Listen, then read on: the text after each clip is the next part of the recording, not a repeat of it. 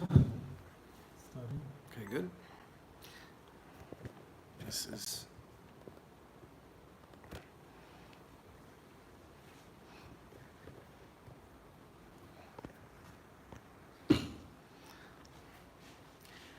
Hello, everybody. Thank you, as always, for having me. We are studying Alshech Kabalah, which is just the Kabbalah of the Ari, with the commentary, the explanation by Rav Yehuda Ashlag, who is known by his Nom de Gra, which is the Bala Sulam. This is the book we're learning from, which is a series of excerpts from all of his introductory articles. We've been at this for a while now, so I'm just going to jump right into the book. But we are trying to have the words that we read affect us emotionally and spiritually, and so what that even means is a whole conversation in itself. But let's just jump into the excerpts, and we will start the discussion as we move forward. Okay. The essence of Judaism is the spiritual practice of believing. Believing defies what the ego understands. The essence of Judaism is the spiritual practice of believing. Believing defies what the ego understands. Okay, so this is a really good place to start when we study Kabbalah, because there's something about belief that is for the modern person is almost embarrassing, because we believe that there's science and then there's faith, and faith means that you're believing in things, and so believing in things means that you don't have any proof that they exist, and everybody seems to believe in everything. There's all these different gods, and people believe in all different things, and so when you have to rely on belief, we are sometimes we're like embarrassed to admit that. And yet here we are being told that the essence of spiritual development is belief. So why is that? So the reason is it's very mysterious, but it's also very understandable once you decode it, is that we are trapped in our ego. Lower consciousness is a kind of prison, and the prison is our ego, our selfishness. We have something. Our egos serve a purpose, and we have a lot to discuss to explain why we need our egos. The ego never goes away, but at the same time, we have to understand that the ego hides a lot of information from us. A lot of what is out there in the universe goes unseen, and the reason is that our ego does not allow us to see things that are not beneficial to the self. So that is why the Kabbalists tell us that if we want to break free of lower consciousness and we want to step outside our ego and transcend our limitations, there is really no way to do that other than believing that the higher we go, the better things will get, and the more unified and the more loving and the more altruistic the world will become. And so in order for us to climb that ladder of consciousness, the Baal Sulam is called the master of the ladder. In order to climb this ladder of consciousness, the Kabbalists tell us that we have to believe, we have to ignore what our ego is telling us and listen to what the words that the Kabbalists wrote are telling us. And then by doing that, we will be able to leave Mitzrayim, leave Egypt, exit our egos, and find unity, love, balance, compassion, all the things that we're striving for, fulfillment, all the things that we want in life are ultimately only found outside of our selfishness. Okay, let's move forward. Any questions? Okay. It takes a great deal of spiritual work to realize the importance of transcending self-serving pleasure. Okay, I'll read it again. It takes a great deal of spiritual work to realize the importance of transcending self-serving pleasure. So much of the self-help that we are exposed to today is all about focusing on ourselves, focusing on our own happiness. And here the Kabbalists are telling us that we have to do a tremendous amount of work to exit our self-serving need for pleasure and to try to find pleasure in higher things, in unity, in other people's pleasure, in other people's fulfillment. And so it's just very telling that in this final generation, in this generation that we're in now, everything is about trying to find self-fulfillment and fulfillment inside of our egos. And as we see, it's the more a person tries to fulfill themselves, to find happiness within their selfishness, the worse they feel and the more unhappy they become. And so that's why the Kabbalists tell us that this generation is the first generation that is really ready for Kabbalah. Why are we ready for Kabbalah? Because we've had the opportunity, very few people in history have had the opportunity to see what it's like to have every one of your desires fulfilled and still be unhappy. And the reason is that there's a higher desire, a desire that we have not cultivated yet, and that desire is a desire for fulfilling others and feeling pleasure from other people being fulfilled. And that sounds very scary to us, of course, but as we know, that if everybody is focusing on everybody else, then it means that everybody that you know is focusing on your happiness. So it's just like almost like a switch has to be thrown. And right now, every single person is trying to make themselves as happy as possible, trying to make as much money for themselves as possible, trying to make themselves as famous as possible, trying to make themselves as popular as possible, right? But imagine a world where every single person was trying to make everybody else all those things. And we would find that if that would happen, we would find that all of a sudden that there's a world of abundance and there's no shortages of anything and that there's really no problems. The only problem we have is that we have yet to evolve spiritually to a place where we're willing to step outside of ourselves and live in other people's vessels, live in to use a Kabbalistic term, lights and vessels, to live in other people's vessels, to try to fulfill others, and by doing that, we fulfill ourselves, okay? And it sounds very hokey, but the Kabbalists are not kidding around, that is actually not only pleasurable, but infinitely more pleasurable than what we're experiencing now. And so if a person only knew that, they would become like a drug addict. They would become completely focused only on fulfilling God, fulfilling others, fulfilling everybody else around them, because they would experience such overwhelming pleasure from that they would lose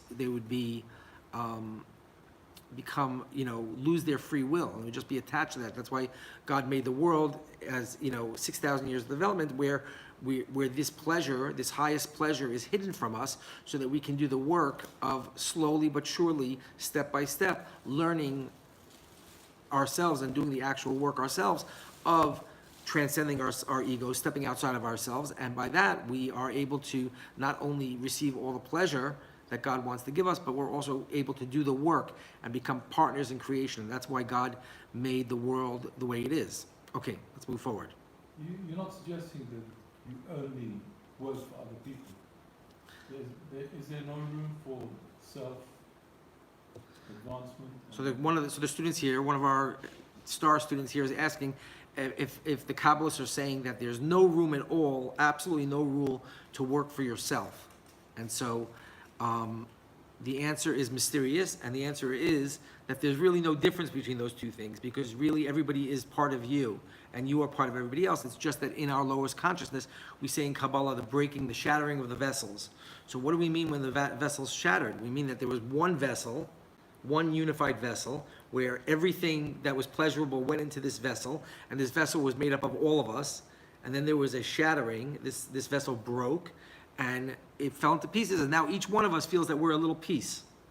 So the difference between you and me, if you have a family and you have children and you have parents, the difference between their eating and your eating is much smaller than if some stranger is eating. So if you're walking, if you're in Manhattan or you're in London and you're walking down the street and somebody's eating pizza, you get very little pleasure from that. But if you're sitting with your family and your children are eating, and you're the one who went to work for the pizza, then you do get a lot of pleasure from them eating. So it's hard for us to appreciate that they're one and the same. And so the example they give in Kabbalah is very simple. Is imagine you love pizza and you buy a whole pizza and you try to eat the entire pizza yourself, you get a stomach ache. But if you invite 5 of your friends together and you all eat the pizza together, there's an additional quality there. And then not only is there an additional quality of you being, of course you're also eating pizza, but what's happening is that you're in balance now with everybody else because you're sharing the pizza with everybody. So you're doing so many things. First of all, you're not overeating, right? And not that, but you have an infinite quality to your pleasure because everybody is getting the pleasure. Now, that's not felt to its full extent now. That's all hidden from us. But the Kabbalists tell us that the amount of pleasure that we will get in the future will be much, much greater. Let me give you here's a good way of, I think, understanding it. Imagine that all the pizza had to go through you to get to everybody. So it's not just that they're eating the pizza, it's that all of the pleasure is going through you. We always talk about that, right? That the light is coming through you and you are giving to everybody else. And so you become an overflowing cup. So the person who has an overflowing cup, they say about the Baba Sali that he used to he had a bottle of wine and he used to wrap a towel around it. You know the story? And he used to pour from this bottle, he used to pour to every single person. He used to pour the bottle of wine. So the wine is going through him. And so it's a way of having all the wine and not focusing on yourself. That's really what we're talking about. But is it okay to want a pizza and go for a pizza, even though you're sharing? That's really my question. Or should you just be sharing everything? So, the analogy that we give, the question is, should we really, really just be focused on everybody else? So there's 2 things. One thing is that we live in the material plane of existence. And so we have to it says in Kabbalah that there's no necessity is non-negotiable, meaning that first a person, no bread, no Torah. First a person has to make sure that they have their own needs met. The problem is that we don't know where our needs end, and so we buy a house, let's say we buy a car or we buy clothing, not just because of the necessity of having the clothing, but we're also trying to get honor and respect and dignity and popularity out of the clothing. And so that's an imbalance because some people start to spend and spend and spend. And you see these people, especially let's say you know these women, and they're getting older, and yet they can't stop. So they're buying, instead of buying a $2,000 pocketbook, now they're buying a $40,000 pocketbook, as if that is somehow going to get them their youth and their beauty and all these things. It's not going to work. And so there's a balance between the individual and the collective. And where is that balance? And so that is really what's hidden from us. And so the answer is that if you lived in a community where everybody was constantly giving to you, your fear and your focus on taking care of yourself would be greatly, greatly diminished. So if you take, let's say, like a 6-year-old kid who lives in their parents' house, they have all of those feelings, but ultimately they're not hyper-consume, focused on their own necessity because everything is being supplied for them, right? So it's the name in Kabbalah for the creator is in Hebrew Boreh, which means the creator. Boreh, it's a Hebrew word, but it also can be broken up in 2 words, means bo and re, which means come and see. So those kind of questions are the right kind of questions. And what needs to happen to a person is they realize that God is saying, I want to show you that this is true, what I'm saying. And so the fact that you're saying, well, what about me? I need to, I want to, can I be working for myself? Is really, we have to really, really become good at listening to ourselves and realize, where is that question even coming from? So the problem, I think I like the idea from the Alshech. If everybody was on the same page, but if you're in a society where you're the only person that's working for the team and nobody else is, then how do you deal with it? You just described the exile. You just described the hurdle. If it was so easy to do this, then we would have, Mashiach would already be here. And the fact that it's taking 6,000 years is because this is what Kabbalah is. So you see people are learning Kabbalah and they're talking about all the spheros and they're naming everything, but they're not having the right conversation yet. They're not awakening to the fact that this is the conversation that we need to be having, which is to say, hey, what's going to happen to me? And so you should say that to God. Say, I want to be a giver like you, but you put me in a world where no one is No one's going to play by those rules. So what am I, stupid? I'm going to get chewed up and spit out, right? Go try it. Try to go outside and give out. There's some religions that try to do that, and they seem very, very silly. So we don't do that in Judaism, right? So first thing we start off by saying is, start by having your necessities met. The second thing we say, that's why in Kabbalah, in the old world, they say, first get married, first get a job, all the things that you're supposed to do before you start learning Kabbalah, okay? But when a person says, why would God make a world like this, and what's the point of all this, and what is Mashiach going to really do when he gets here, that's a person who's ready to learn Kabbalah. And so what the Baal HaSulam tells you, and Rav Baruch Shalom Ashlag, one of his disciples, one of his sons, said very clearly is, get together with a small group of people who also understand what's going on, and make a group like that, and then you have I think it was Rav Baruch Shalom used to say upstairs and downstairs. So when we're downstairs in the basement, meaning hiding, secretly learning Kabbalah, which we don't have to do anymore in this generation. They used to have to hide it, because if you told somebody, let's all share everything, they'd say, get out of here, what are you, crazy? So they couldn't even tell somebody the truth. And so now what we're trying to do is we're trying to live in communities where we are convinced, or we want to be convinced, that living like this is really the problem, and that there's something beautiful waiting for us if we just figure out how to do it. And you have to get together with people who are very serious about it and start sharing amongst yourself. And now, do groups of Kabbalists open up a joint bank account? No, we don't do that. Okay, there might be some places. Or Haganuz is very communal community, but I don't know that they do that either. But the point is that we start after necessity. We start at the point of we don't start by telling people that they should give more than 10% of their money away, because a person we're dealing with the internal world, and so we're dealing with the ability to your emotional state and whether or not how you're feeling about things. And so when that happens, you'll figure out how much of your money you need to give away and how much you need to keep. But what we're trying to do is we're trying to reach a desire and a awareness where we start to do this, and as we start to come out of our egos, we start to realize how much better it is, and then we're on off to the races.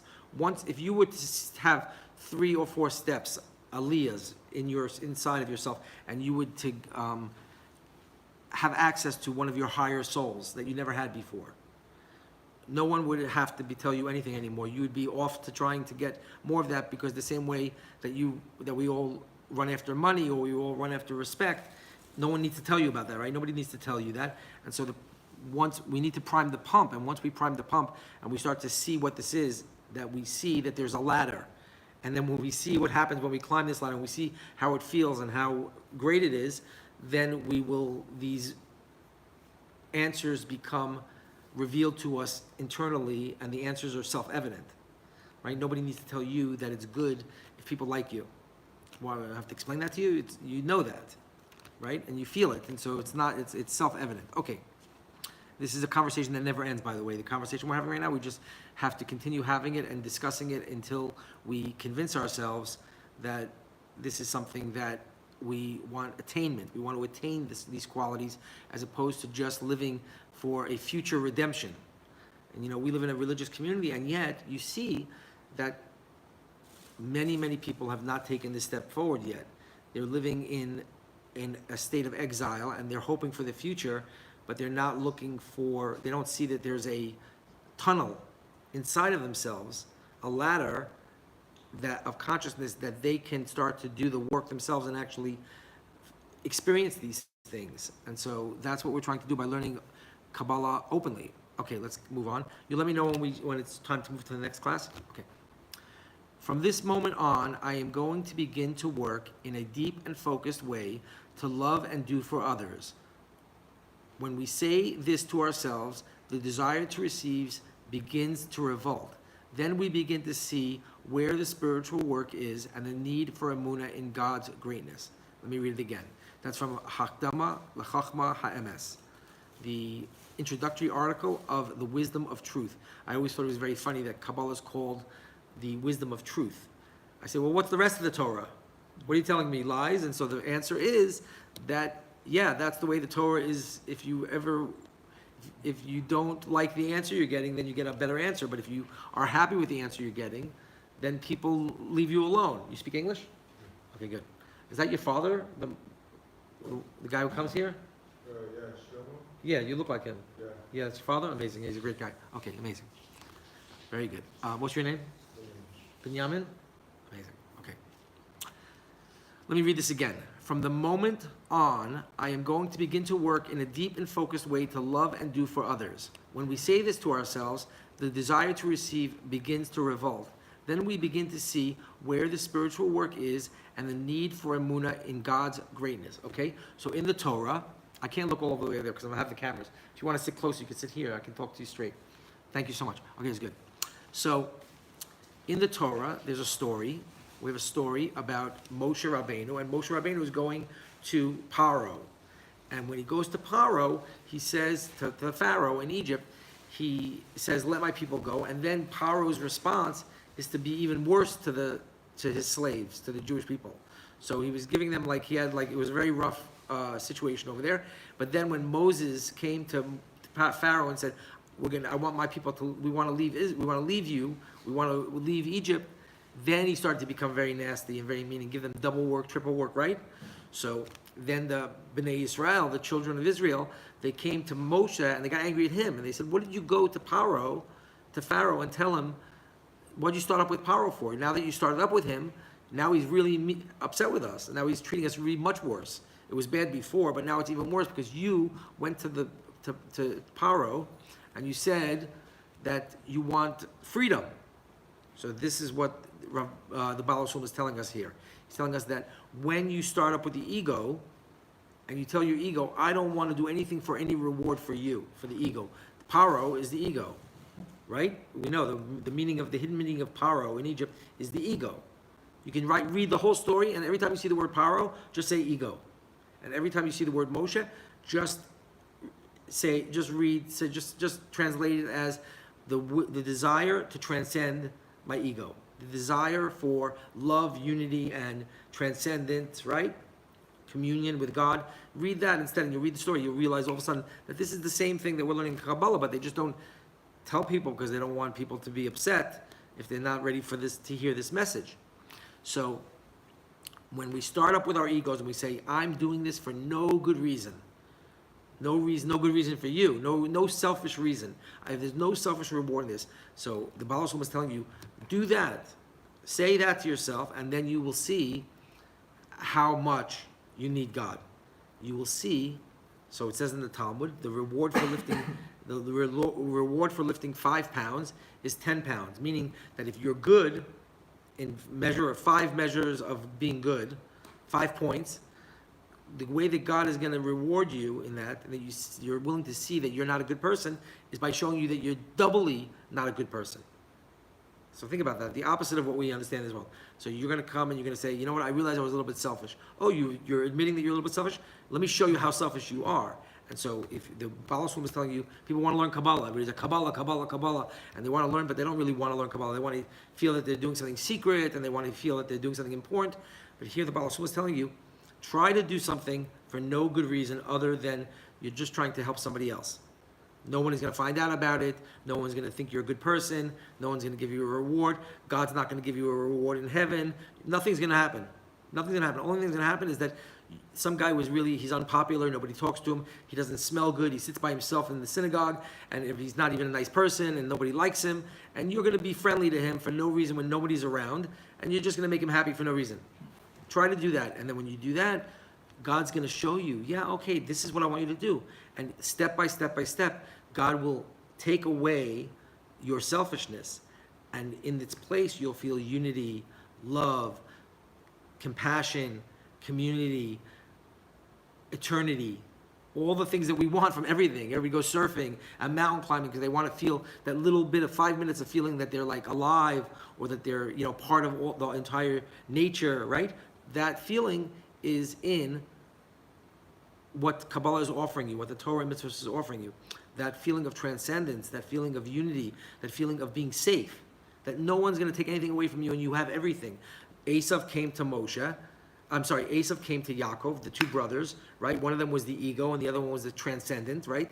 These were the two, right? The two forces in Kabbalah, these were energies.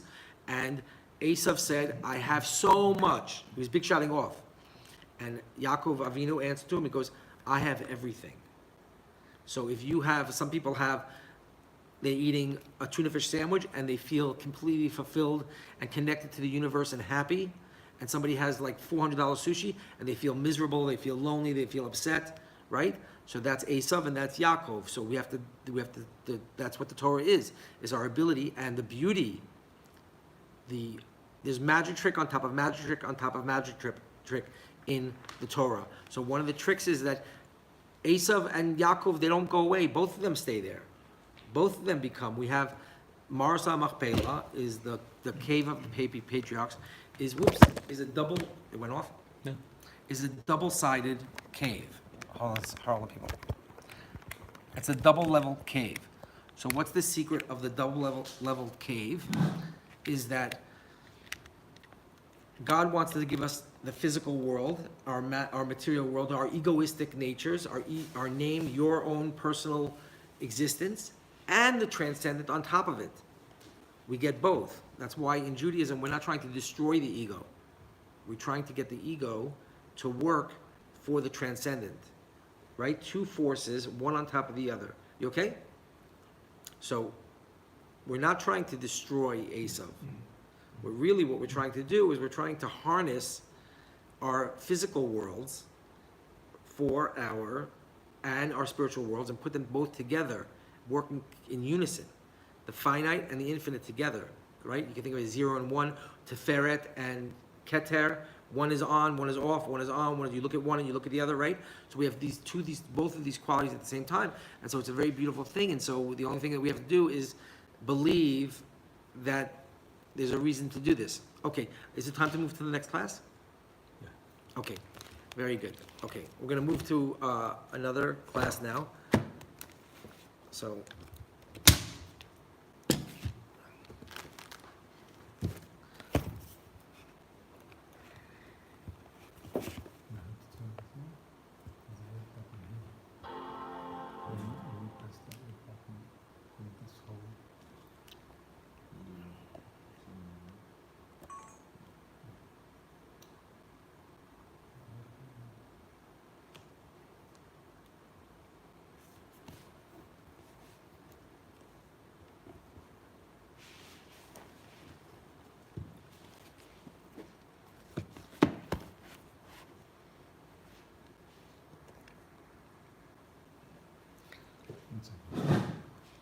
where is this? I want to get rid of this.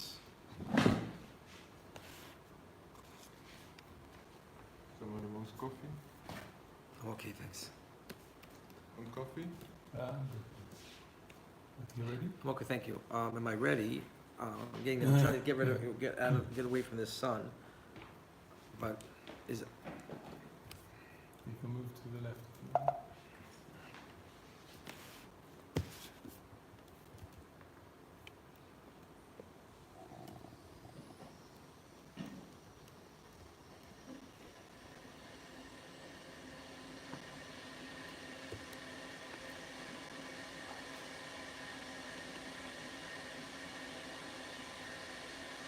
Hold on a second. I'm just trying to open this up, and this can go closer.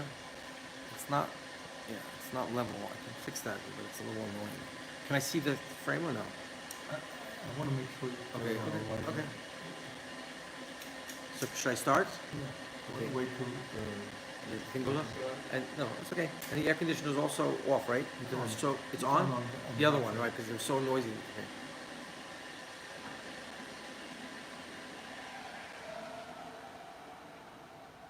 Okay. Benjamin, walk around the back, yeah? And you come back. Hello, everybody. Welcome. This is our class, our Alshech Kabbalah class. We are learning the first Hakdama, the introductory article of Rav Baruch Shalom, Rav Yehuda Ashlag, who's known by his nom de gras, the Baal HaSulam, the master of the ladder, and he was the greatest modern day Kabbalist, and he decoded the Zohar, and he did a commentary on the works of the Ari, and really made everything, demystified everything, and decoded all of the secrets of Kabbalah for the modern practitioner and the modern student. So we're learning the first article, which is called Matan Torah, which means the giving of the Torah, and all of the introductory articles of the Baal Sulam are to try to give a person the proper context for learning Kabbalah and understanding really the truth of what Kabbalah is, because there's so much misinformation and so much confusion in the world about people, what people think Kabbalah is. They think it's magic or something that's going to get them make them a lot of money or make them famous and all these strange things. And so the Baal Shalom has all of these introductory articles. And so we've been going through this article. I'm just going to start from the very beginning and read the article without giving any explanation, and then we can start to discuss, okay? Love your friend as yourself. Rabbi Akiva says, this is the great rule in the Torah. This statement of our sages demands explanation. The word klal, collective, indicates a sum of details that when put together form the above collective. Thus, when we say about the mitzvah, love thy friend as thyself, that is a great klal in the Torah, a great rule in the Torah, the collective rule of the Torah. We must understand that the rest of the 612 mitzvot, precepts, in the Torah, with all their interpretations, are no more and no less than the sum of the details inserted and contained in that singular mitzvah, love thy friend as thyself. Sorry, there's a fly. Okay. So what the Baal Shalom just started off by saying is amazing. He's saying there's really only one mitzvah in the Torah. The entire mitzvah, the entire Torah is really about one rule, and that rule is that you should love your friend like yourself. Okay? This is quite perplexing, because you can say this regarding mitzvah, to love your friend as yourself, between man and man, but how can that single mitzvah contain all the mitzvos between man and God, which are the essence and the vast majority of the laws? Okay, so he's saying, how could you possibly say that there's all these mitzvot, all these rules in the Torah about how you have to treat God? So if you're going to say that all the rules that are for between man and man are really all variations of one singular rule, which is that you have to treat other people as good as you treat yourself, then what about all the mitzvot of loving God and how you treat God, okay? And if we can still strain to find some way to reconcile these words, there comes before us a second saying, even more conspicuous, about the convert who comes before Hillel and told him, great Rav Hillel in the Gemara, teach me the whole of the Torah while I stand on one leg. And he replied, and Hillel replied, the great sage replied, anything that you hate, do not do to your friend. And the rest is commentary, go and study. Okay? Here before us is a clear law that in all 612 mitzvos, the commandments, and in all the writings of the Torah, there is none that is preferred to the mitzvah, love thy friend as thyself. This is because they only aim to interpret and allow us to keep the mitzvah of loving others properly, since he specifically says, the rest is commentary, now go and study. This means that the rest of the Torah, in its interpretations of that one mitzvah, that the mitzvah of love your friend as yourself, could not be completed were it not for them. Okay? Before we delve into the heart of the matter, we must observe the mitzvah.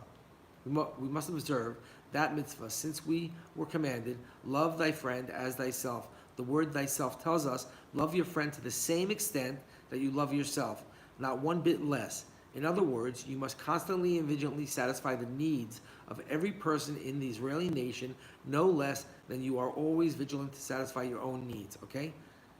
Just going to say out loud, that sounds crazy. None of us live like that, and nobody knows. The fact that it's telling you that the Torah is telling you that if this rabbi is telling you that that's what the Torah is for, you should tell the rabbi, well, I don't want to do it because it's impossible. It makes no sense. Did I wake up today and do anything for you? But a whole day I didn't do anything for you, right? So what's he saying? That I'm going to live my whole life by just taking care of everybody else? And that's what he's saying. So let's just keep reading and then try to understand how that could possibly be true. Okay? This is utterly impossible, for not many can satisfy their own needs during their daily work. So how can one tell them to work to satisfy the wishes of an entire nation? And we couldn't possibly think that the Torah exaggerates, for it warns us not to add or subtract, indicating that these words and laws were given with utter precision. Okay? Amazing. And if there is still not enough for you, I will tell you that the simple explanation of that mitzvah of loving your fellow person is even harsher. It's even more strict. For we must put the needs of our friend before our own. It is as our sages wrote in Kedushin, page 20, also in the Talmud, regarding the verse, because he is happy with thee, regarding this Hebrew slave, when sometimes he has but one pillow, if he lays on it himself and does not give it to his slave, he does not observe because he is happy with thee. For he is lying on a pillow and the slave on the ground. And if he does not lie on it and does not give it to the slave, as well, it is a sodomite rule. It turns out that against his will, he must give it to his slave while the master himself lies on the ground. Okay? So he's just saying, if you think it's bad that you have to be as nice to other people as you are to yourself, he's telling you it's even worse. The Torah tells you that you have to be even nicer. If you have one sandwich, you have to give it. Well, sandwich is a bad example because you can split it. But if you have one pillow, you have to give it to your friend, and you have to sleep without a pillow. That's what he's saying. And so I can just say this say it again.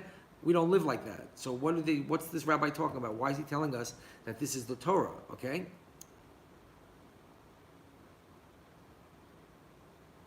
And if he does not sit on it and also does not give it to his friend, it is as evil as a sodomite rule. Therefore, he must let his friend sit on it while he himself sits on the ground and stands. Clearly, this is the law regarding all the needs that one has and one's friend lacks. And now go and see if the mitzvah is in any way feasible. So he himself, Rabbi Yehuda Ashlag, the great Kabbalah, says, why is the Torah telling you this? It's impossible. There's no way that you're going to be as nice to other people as you are to yourself. So what is the Torah talking about? We must first understand why the Torah was given specifically to the Israeli nation and not to all the peoples of the world equally. Is there, God forbid, nationalism involved here?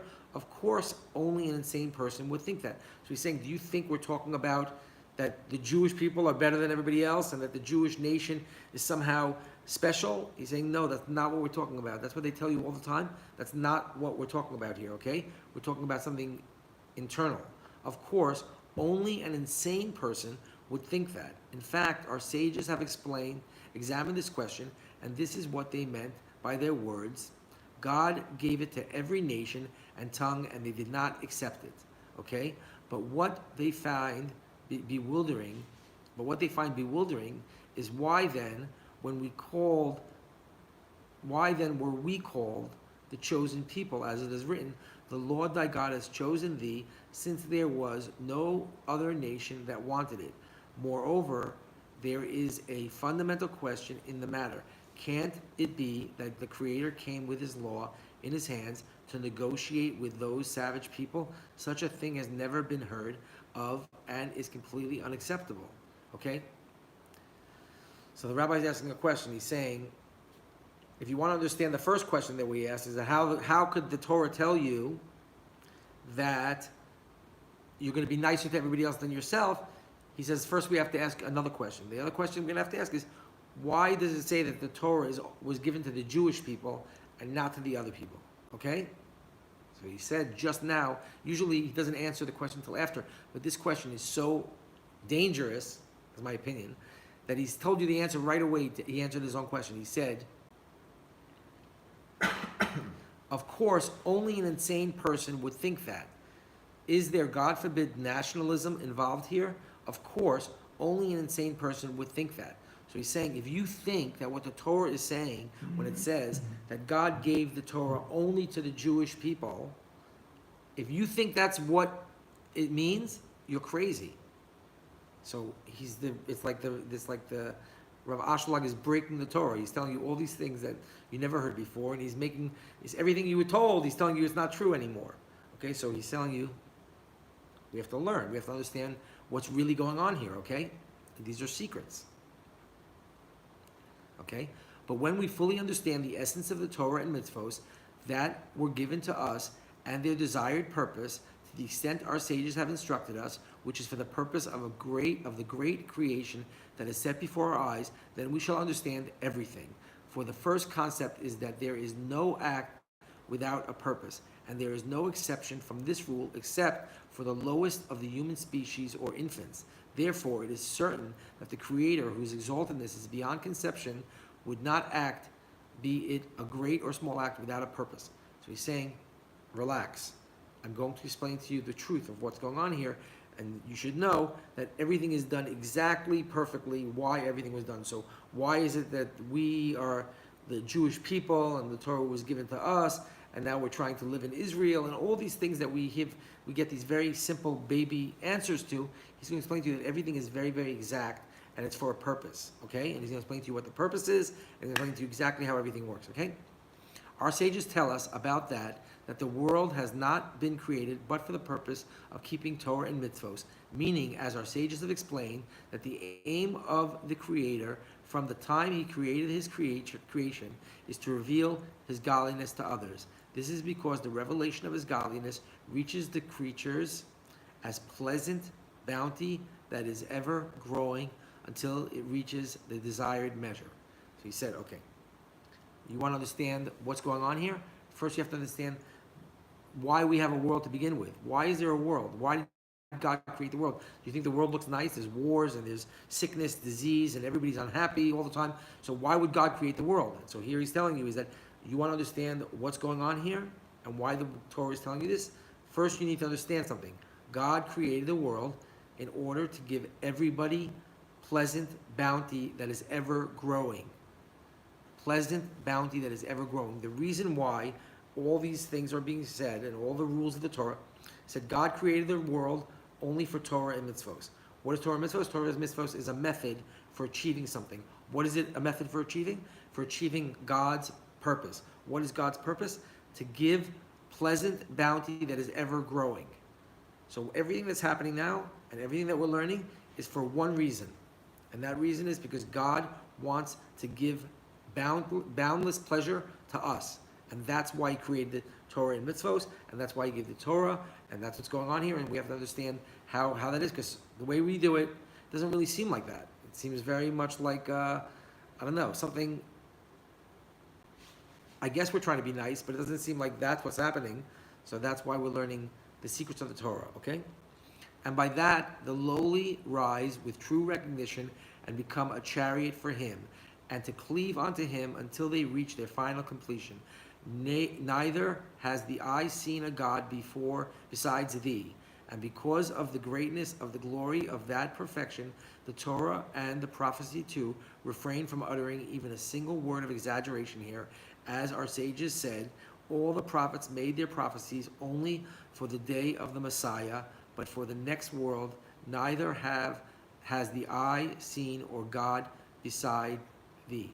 Sorry, the words are hard for me to read because it's not like modern English, so it's hard for me to read, but here we go. Okay. This perfection is expressed in the words of the Torah and the prophecy, and in the words of our sages, in the simple words, devekus, adhesion.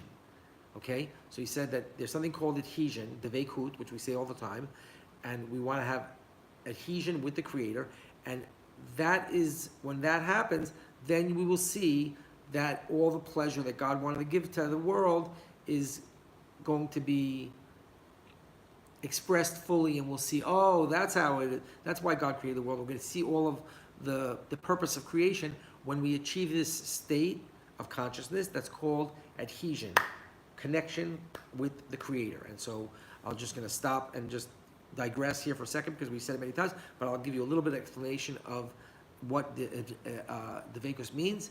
Is that God is a giver. God has everything, so he only has the ability to give. Not the ability is the wrong word. He only has the desire to give because he already has everything.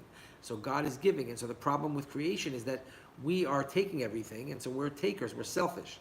So we want everything for ourselves, and God wants to give everything to us. And so that causes a great separation between us and God. And so the Torah and mitzvos, the method that we are doing and that we will do in a much more profound way when Mashiach comes, is this work of becoming similar to God. And so when we become similar to God, then all of the worlds will become into balance, and in that balance we will experience all the pleasure that God had desired for us. Okay? It's a lot, and we'll be saying it over and over again, and we'll keep saying it, and so let's just keep going. Okay, it turns out that the purpose of the whole of creation is that the lowly creatures will be able, by keeping Torah and mitzvos, to rise ever upwards, ever developing, until they are rewarded with devekut with the Creator. Okay, so that's what the Torah and mitzvos is for. Okay, so we didn't answer the first question: is how can we be nice to everybody, nicer than we are to ourselves? It seems like it's impossible, and we have many, many questions. But we're starting to answer that. We will.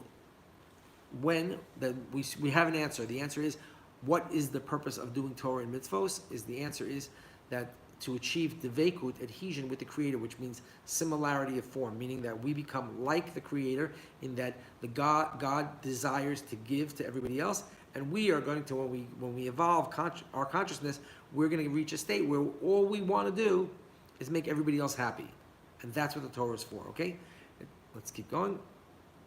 But here comes the Kabbalists and ask, why were we not created in this high stature of adhesion, devekut, to begin with? What reason did He, God, have to burden us with the labor of creation and the Torah and mitzvos? And they replied, he who eats that which is not his is afraid to look at his face. This means that one who eats and enjoys the labor of his own, one's friend, is afraid to look at his face, because by doing so, he becomes increasingly humiliated until he loses his human form.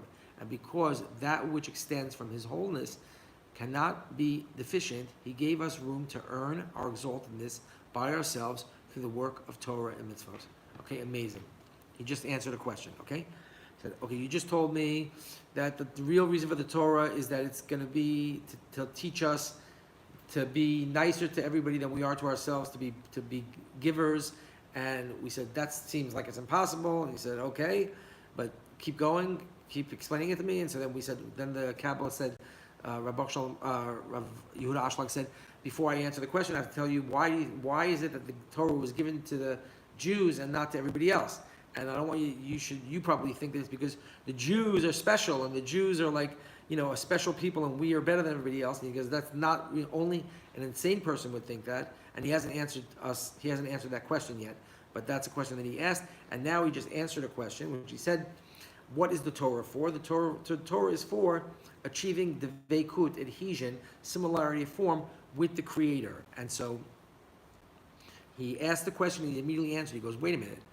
If God wanted us to be just like Him, why didn't He just make us like that to begin with? So God likes to give, so make people who like to give.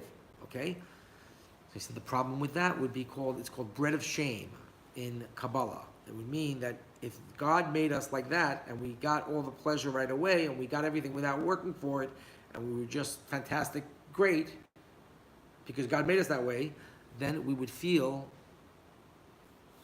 humiliated, we would feel ashamed. So the example we give over and over again is if you have a very rich friend and he keeps inviting you over to his house and he lets you borrow his cars and he lets you swim in a swimming pool and there's always a chef over there and he's always cooking for you. After a while, you start to become embarrassed. And then you realize, wait a minute, I don't have anything. He has all the food. He has beautiful cars. He has a beautiful house. He has beautiful clothes. He has everything. I have nothing to give him. Why would I'm not going to be friends with him anymore because every time I go over there, I have to be like a what's called like a beggar. I'm getting and he's giving me. It's not a fun relationship, right? Nobody likes that. So the Rav Yehuda Ashlag just explained the reason why we have 6,000 years of development, the reason why we are doing Torah and mitzvos, and we're trying to build ourselves from being selfish in our egos, in Mitzrayim, and slowly but surely trying to transcend ourselves and become givers, is because God wants us to earn that, because that itself is a beautiful gift, that we can be like Hashem, and that we worked for it, and so that everything good that happens in the future, and when Mashiach comes, we're going to have worked for it, and we'll feel very good about ourselves, and we'll enjoy the relationship with God, because we will feel like we are, I'm not sure where it says it, like princes sitting at the king's table. So that after we do Torah and mitzvahs and we do all this very hard work, we are going to feel a sense of self-satisfaction, and we're going to feel that we are great and that we worked for it, and that itself is a gift. And so Kabbalah is a very natural wisdom. So you see it mirrors everything that's happening in our world. So you see this exact evolution happens to every single person. They're born, they're completely reliant on their parents. They stay in the home for 16 years and they get everything from their parents, and slowly but surely what happens is a kid starts to want to work and make his own money, and then he wants to leave the house and buy his own house, buy his own car, get his own wife or husband, and move out and become a boss himself and become a parent. Why do we have all those desires? And so the Kabbalists are telling us that's because these are the very steps of creation that we're feeling. Every person feels all of these things. Pregnancy, the entire spheros are set up like a relationship between a man and a woman. That's why another reason why people are reluctant to teach Kabbalah and to learn Kabbalah, because it has a lot of sexual imagery. Because we're talking about this relationship, and so we talk about pregnancy, and then we talk about labor pains, and then we talk about giving birth, and then we talk about being a youth, and then we talk about being a bar mitzvah, and then we talk about becoming married. All of these are stages in the evolution of consciousness. And so everything is it's called a fractal. Everything is happening on every single level of consciousness, outward in circles, going out and out and out. It's the same thing. The same story is the DNA, the instructions are in every single thing. The same thing happens to a plant, the same thing happens to a cat, the same thing happens to a person, the same thing happens to a family, the same thing happens to a neighborhood, the same thing happens to a country. It's called fractal patterns. This is the way consciousness, flows out. And so we shouldn't be surprised by this, that this is the story of everything. This is how everything works. Okay? Keep going. Making sense? Mm-hmm. Okay. These words are most profound, and I've already explained them in my book, Panim Me'irot U Masbirot, to the Tree of Life, Branch 1, and in the book, The Study of the 10 Spheros, Inner Reflections, Part 1. These are all things that we should learn together. These are all the books of the Baal Sulam. Here, where he explains the work of the Ari, and he explains all the Kabbalah. Okay, here I will explain them briefly to make them understandable for all, okay? He's going to tell you all of these secrets of Kabbalah very quickly here in one article, okay? This matter is like a rich man who took a man from the market and fed him and gave him gold and silver and all desirables every day. And each day he showered him with more and more gifts than the day before. Finally, the rich man asked him, "Do tell me, have all your wishes been fulfilled?" And the man replied, the man that he just took a guy from the street and started giving him presents, and he said, "No, not at all. Not all of my wishes have been fulfilled. For how good and how pleasant it would be if all those possessions and precious things came to me through my own work as they have come to you, and I would not be receiving the charity of your hand." Then the rich man told him, "In that case, has never been born a person who can fulfill your wishes." So here, he gave a mashal, an allegory, and he's telling you that in the regular world, if you want to get to the place where you feel that you've earned everything and you deserve everything that you've gotten and that you're standing on your own 2 feet, it's never going to happen. You see people work, they work very hard, right? What happens? A person makes $1 million, then they want to make $5 million. They make $5 million, they want to make $10 million. What happens? They get to 40, 50 years old, and they have all of this gorgeous stuff, and they're older now, and they can't enjoy it, and then they work for nothing their whole life. That's what he's telling you, okay? I remember when I was a kid, I had a friend, and both his parents were doctors. And his parents used to go away, and we used to all come over, all the guys used to come over to the house, and he had like all these accounts for all the restaurants in the neighborhood, and we would just have to say, "It's Dr. Greenberg." Put it on Dr. Greenberg's account. And we would get the alcohol, we were like 16. We would get, we call the wine store, we call the pastrami, whatever, the meat store, and we'd get these huge deliveries, and we'd stay in this house because the parents were away. Okay? And so then when the parents would come home, I remember thinking, we're all like 16, so we're all like working out all day. We have 6 packs, and we're all good looking. And then these 2 doctors would come back after the vacation, 45 years old, and they look so fat and old. And I'd say, what a waste on the swimming pool and the beautiful stuff on these 2 old people. And like, what they're working all day, 80 hours a week at doctors, and we're all living. I mean, he had a Porsche, he had a Ferrari. We used to go and drive the cars around.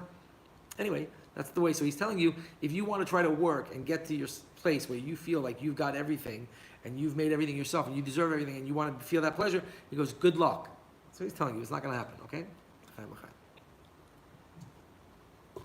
The sun is hitting you right in the face. Okay. Over a little bit. Okay. Can you move that camera? Just make sure is it on me? Okay, it's good. Okay. Let's keep going. Making sense? Mm-hmm. Okay, good.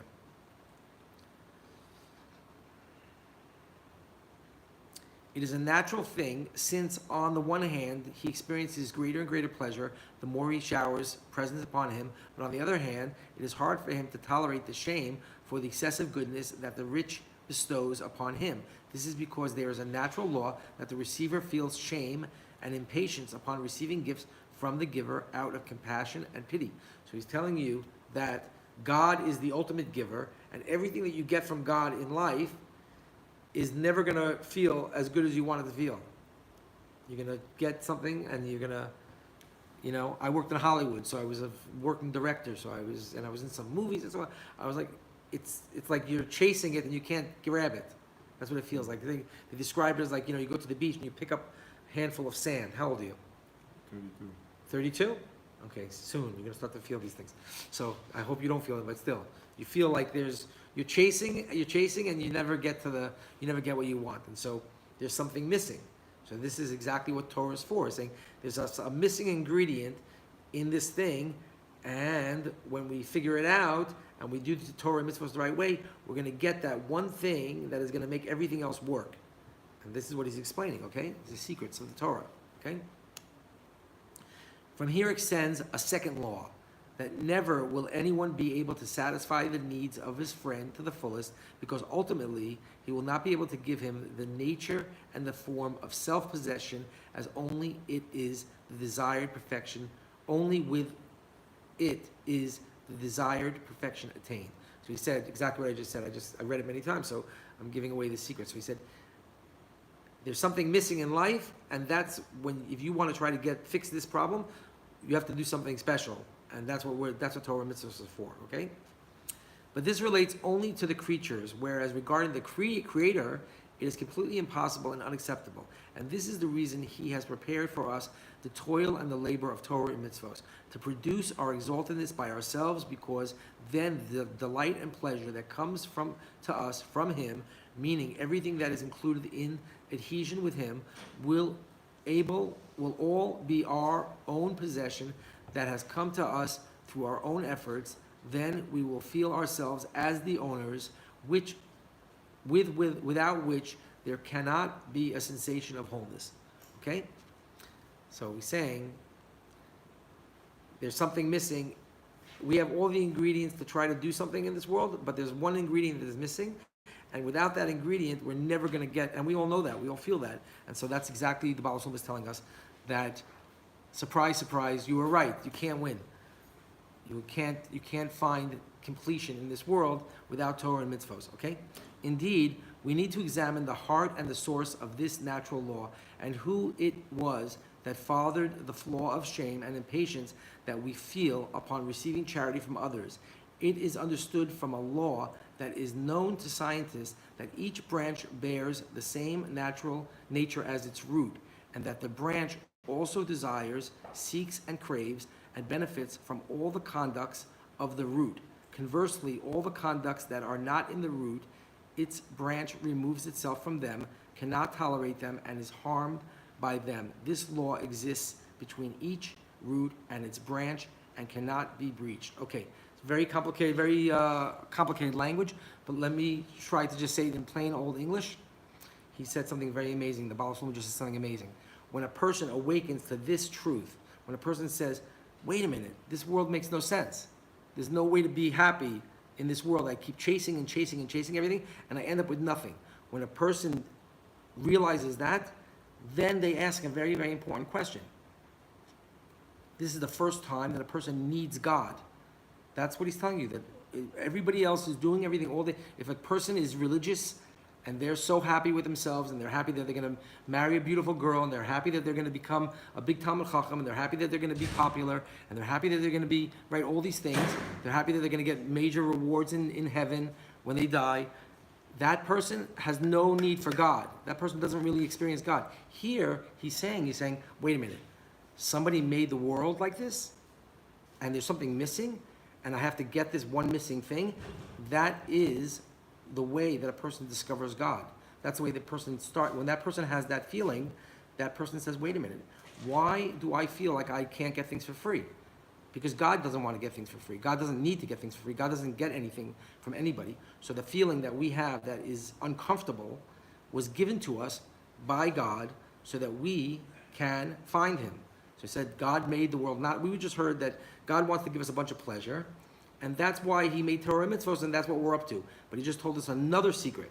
What's the other secret? Is that when you realize that this world is missing something, and this world is broken, and you start to say why, and that will be your first moment that you will be able to see, to feel that there's a God.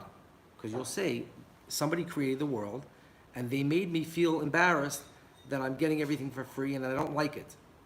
So why would I feel that way? So he just said, because God feels that way. God has everything, and he doesn't need to take charity from anybody. So he's the root, and he's the root, and we're the branch. So since God made us, we are like him, and so since we're like him, we don't like to get things for free. We don't like the feeling of getting things without doing anything about it, without doing anything for it. And so when we have this awakening, this is one of the first awakenings in Kabbalah, that is when we start to say, hey, I feel bad, I don't like this, I don't feel complete, because God would not feel complete if he was in this situation, and God made it like that. He must want me to find him. Okay, this stuff takes a long time to start get into your head, but when you start to feel it and start to understand what's being said here, it becomes very magical, okay? Now here opens before us a door of consciousness, to understand the source of all the pleasures and pains in our world.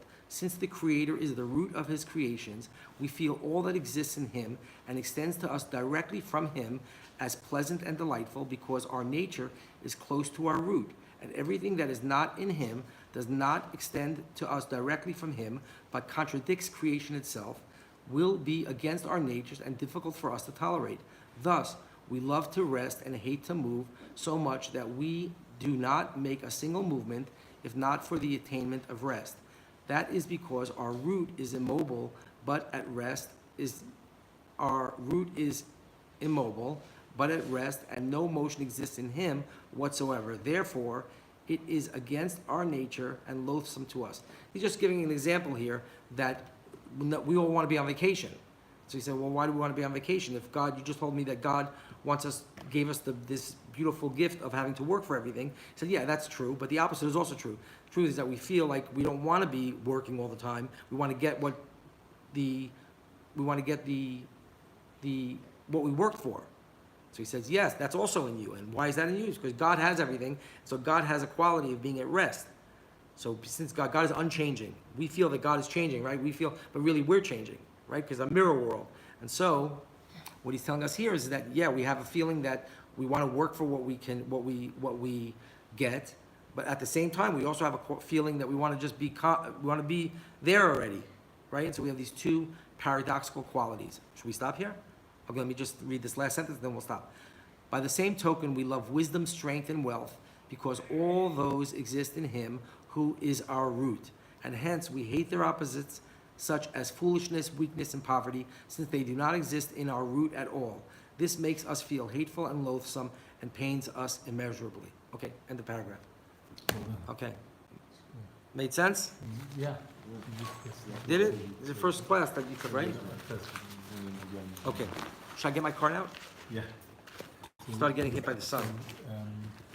What we're going to do, we're going to reposition it over here.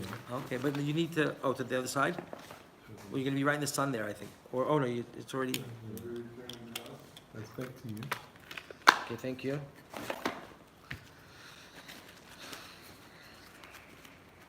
David?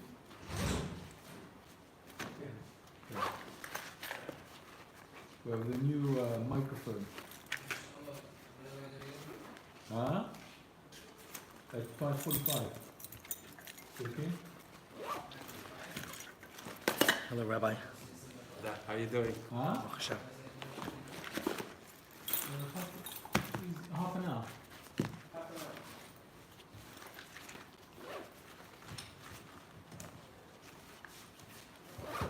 You're not in the sun there, right? Oh, yeah.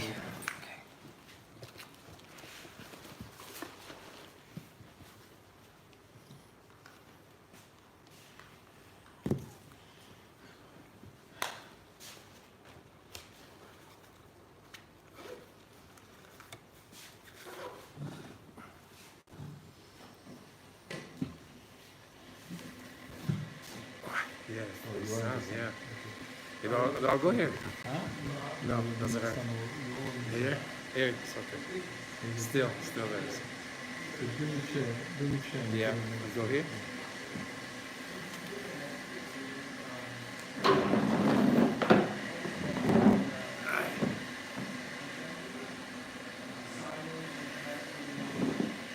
You want me to sit there? Like you, yeah. Whichever you prefer. I think No. this is a better one. Yeah?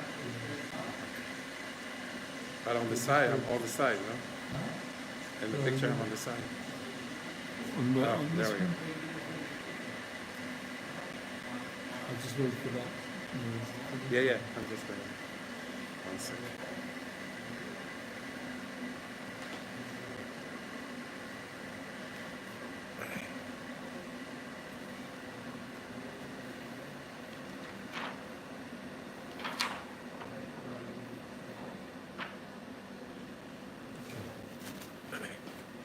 Just get a tea, it's okay? Yeah. Thanks.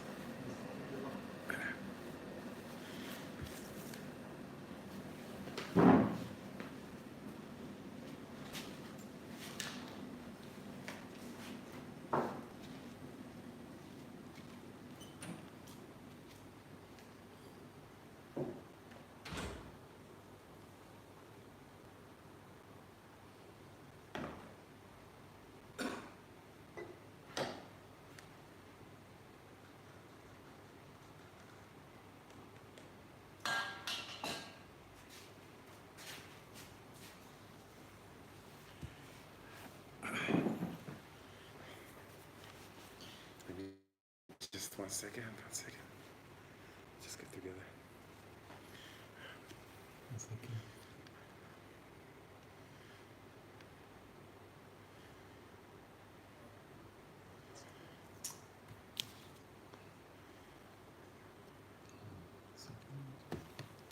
Changes.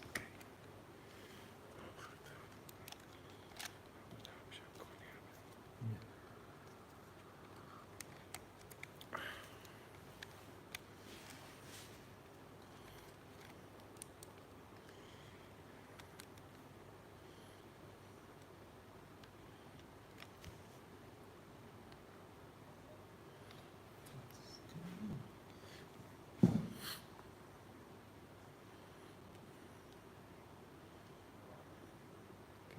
Ready? Last time we talked about the Western culture and the Torah. We're going to continue, Bezat Hashem, expand on that subject. Yeah, that's all. Huh? What happened? Problem with the memory space.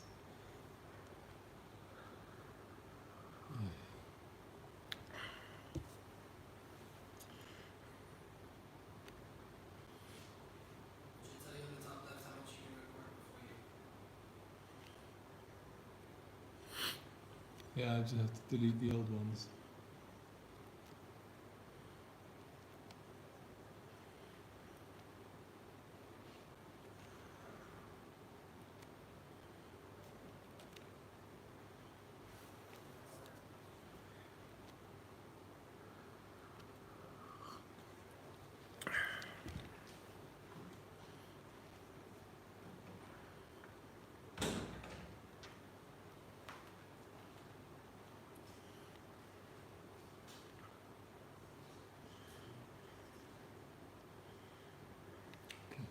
Let's do a test.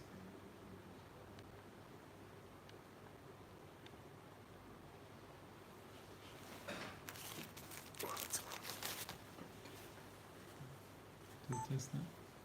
Say Test something. 1, 2, 3.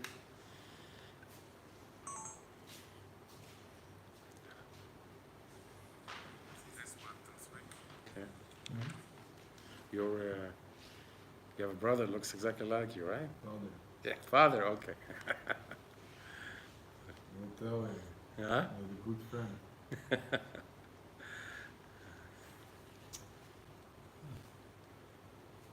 See, the other day there was somebody else here in the business in the town. I was like, is it your brother or your father? Yeah. It's a compliment. What is going on? Elio. Can you help me? Every time I'm pressing it, it's not sticking on the volume and the. What? Every time I'm pressing it, Yeah. I Yeah? just your presence.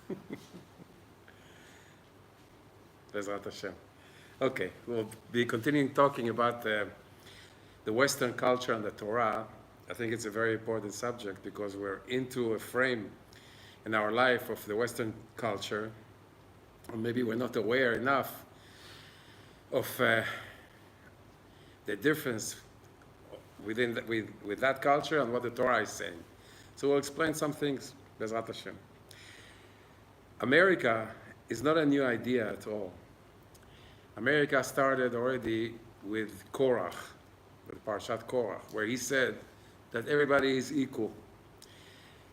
From Korach, it started after that the Greek culture, and then the Roman culture, and all that culture reincarnated into the French Revolution, and from the French Revolution, it reincarnated into our times, which is called America and Western culture. And there's many, many indications to it. You see that USA, like we said last time, is exactly the words of Esav. Esav is exactly the words USA. And also, if you look, you'll see that the eagle was passed on, the symbol of the eagle was passed on from the Greeks to the Romans, and America today, the symbol is the eagle. So it's the same thing, only reincarnations of the same cultures that are coming back. Let's take some of the ideas of the Western culture and see if they agree with the Torah. Number one thing that this culture says is that everybody is equal. Now, I know it sounds beautiful. Everybody is equal. It maybe doesn't create jealousy between people. People are not in competition. He is exactly equal to me. I come from one part of a country, and he comes from another part, and the culture is different, but he's equal to me. So it sounds like an amazing idea. And that idea always grabbed people, because it sounds very nice. But let's see if that idea works. Let's say in our culture, let's say in the economic way, is everybody equal? If everybody is equal, so let's go to communism. Communism, the idea is that everybody works and everybody gets paid the same thing, and they just share with each other, and then really everybody is equal. But we saw that communism didn't work, and it flopped. Why? Such a beautiful idea. Why does it flop? We go to the States where that sentence comes on again, but we see in reality not everybody is equal.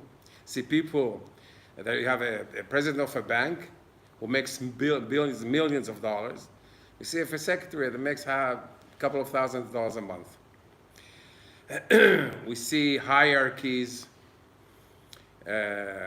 doctors that are honored, whereas somebody else who's a garbage cleaner is not so honored like the doctor, politicians. So you see, not everybody is equal. It's just a nice motto to say it, but in reality, it's not.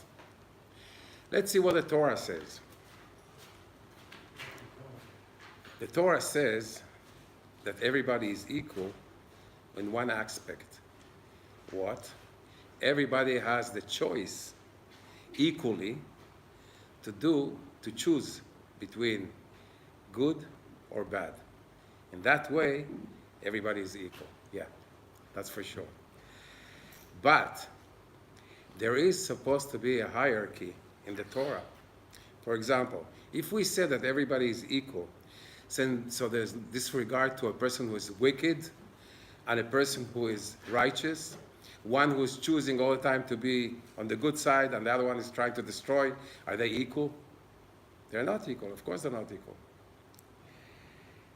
What that sentence did, let me show you again in Sotah. It says, before Mashiach comes, chutzpah yizgeh. There's going to be a lot of rudeness, like we see. Young people really don't have no respect to elder people. Elder people have respect to the young people. They do all kinds of things with their hair, trying to look young, trying to copy the young people, which is something that is amazing. That never happened.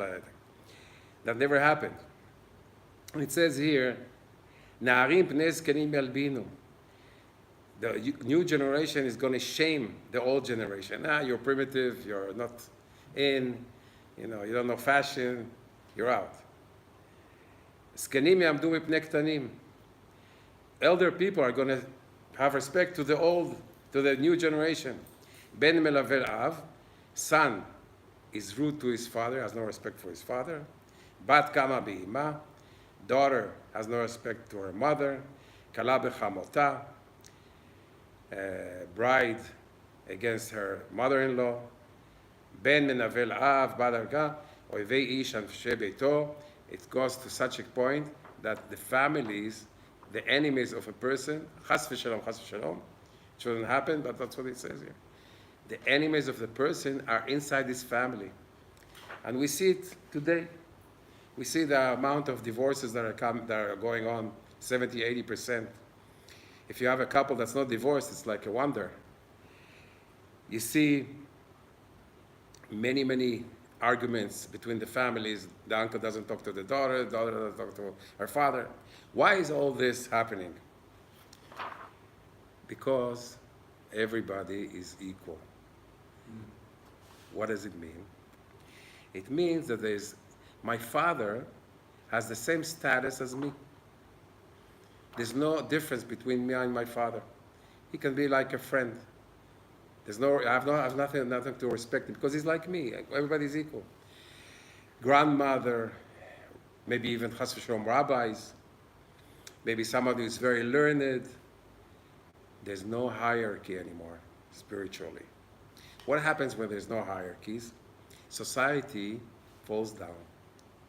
Because if there's no respect, then also there's no boundaries. And if there's no boundaries, there is chaos.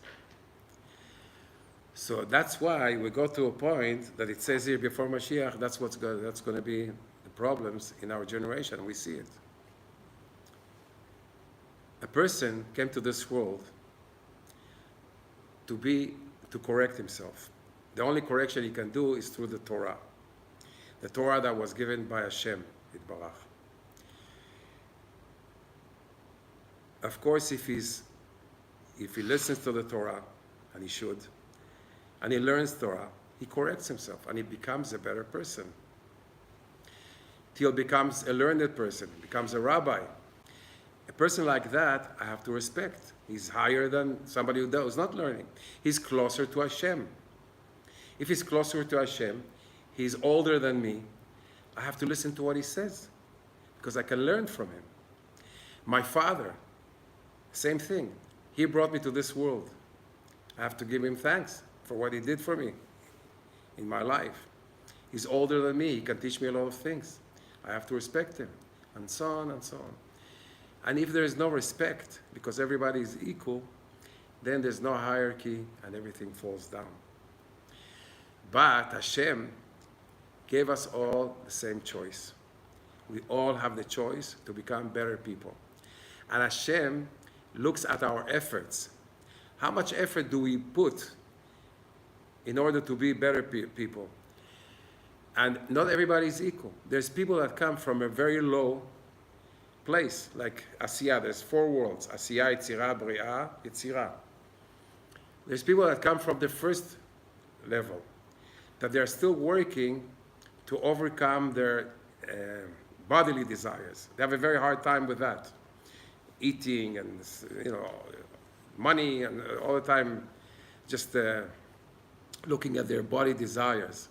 A person like that, who goes into the Torah and starts working on himself, he can change his route from coming from a lower place. He can take himself and bring himself up to a higher place.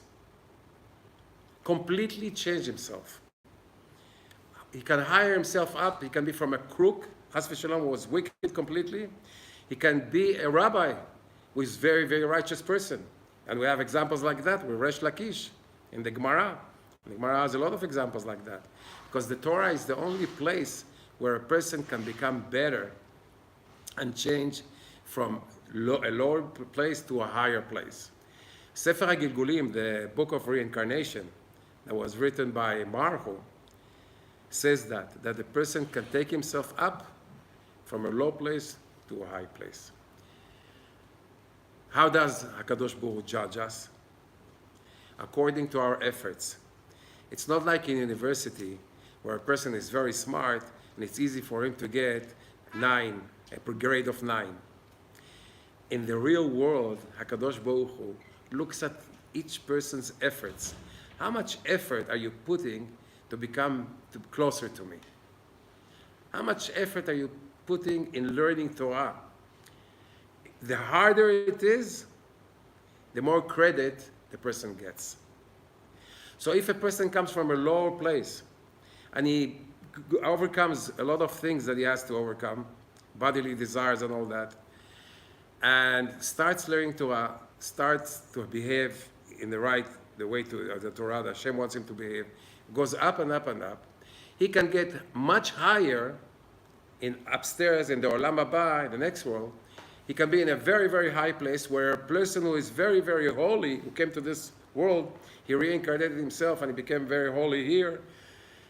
And he's got already the brains to become a genius in the Torah and all that. His efforts are lower than the one that came from a lower place. Who will be in a higher hierarchy in the Olam Haba? The one who put the effort in. That means that the person who is in a lower place, who did a lot of effort to go up, where a person was up to begin with, didn't do a lot of effort to go higher, the one that's lower will be more considered than the one that's higher. That's equality. Because everybody has the choice, the equal choice, to become better, no matter where you come from, no matter what your culture is, no matter where your neshama is from. That's one thing. So that's one aspect of the American culture or Western culture that we have to know, to overcome, to understand, to respect people that are higher than me. Respect that this, when there is respect, there is a family. When there is respect, there is rabbis. When there is respect, there is a society. Each one respects the other one, but not according to their professions. No, according to their spiritual being. How good are you? How much are you trying to be closer to Hashem? That's where the respect has to come in. That's one thing. That's why that nice saying, everybody's equal, doesn't work. Okay, the next thing that I wanted to talk about is about man and woman. That's a subject that's very misunderstood. And that's why also there's a lot of women that are unhappy. And they're all the time in the streets screaming liberal women, liberal rights and all that. And the men are also not happy about how the women are behaving with them. Why is all this happening? I'll explain a little bit of what the Torah says about man and woman. A man is a completely different being than a woman. That's what the Torah says. What a man thinks, what he feels, his whole mental framework, his whole spiritual being, has nothing to do with the woman. Woman has another world to her own. Her feelings, her thoughts, what she needs spiritually is different completely from a man, from what the man needs. So, and we see also this physically, yeah? What is female? What is male? In the Kabbalah, there is supposed to be an interaction between a person who gives and a person who receives. The whole world works on that interaction. That's why you have poor people, you have rich people. Rich people, their purpose is to give to the poor people. They are the givers. The poor people are the receivers of charity or whatever.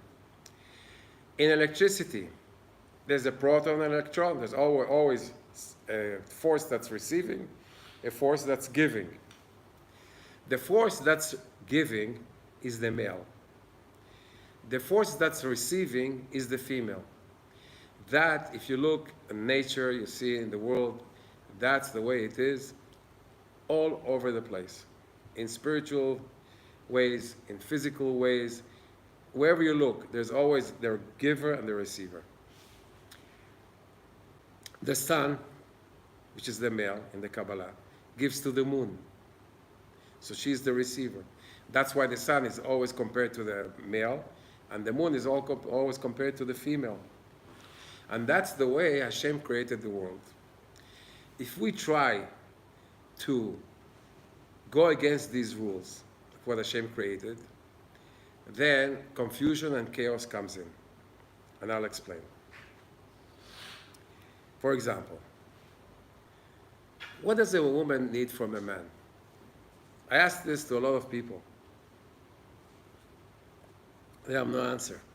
Many of them say she needs the visa to go to the shopping. But that doesn't mean that she will love him because he gives her the visa. Maybe for 1 second or 2 minutes she'll do it. That's not the answer for that. What does a woman spiritually need from the man? And on the other hand, also I'll ask, what does a woman need from a man? If we have the answer to that, then we can have a beautiful relationship. But if we don't know what a woman needs and what a man needs, how can we live together? So I'll tell you what the Torah says, what the Kadosh Baruch Hu says. In Masechet Kiddushin, in the Gemara, Mishnah there, it says like this: woman needs attention. If she doesn't get attention from her man, she is like a dead person, like a person that is here alive, but she's dead inside. I'll explain how that works in life.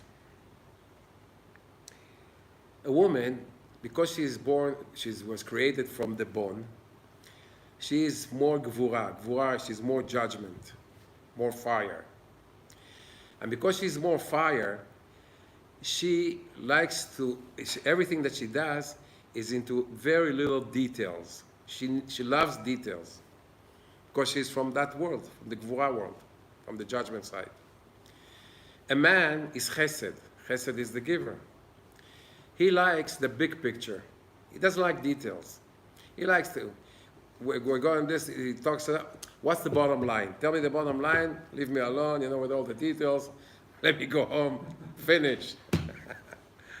Woman is exactly different. How do we bridge between the two? Because a man is made out of 51% of him is male, and 49% of him is female, and exactly the same thing for the woman. She is 51% almost female, 49% male, because there's supposed to be also interaction of giving or receiving between ourselves also.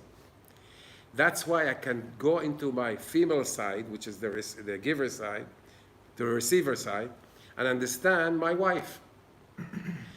Even many times it will be hard. I'll have to change my behavior and my thoughts, but I have to have a bridge with her. I have to get to her and to make her happy. For example, let's do an actual exercise.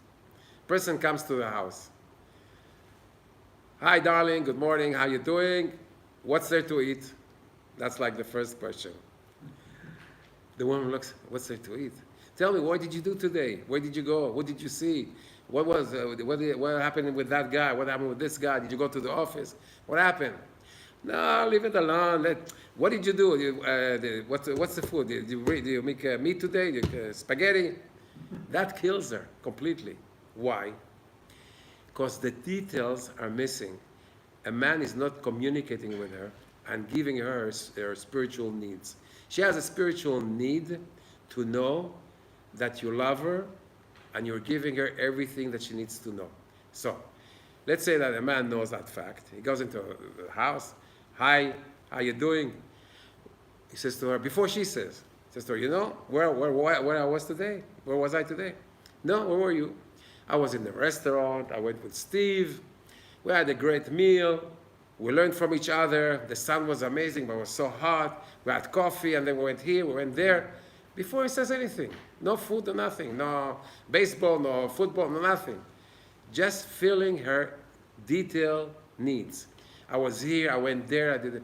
When she hears that, she says to herself, oh, he loves me. He's giving me my attention, he's giving attention to me. He knows that I need these details to know what he did or whatever. 10 minutes of that makes the day. The whole day. Why? Because she received her spiritual need.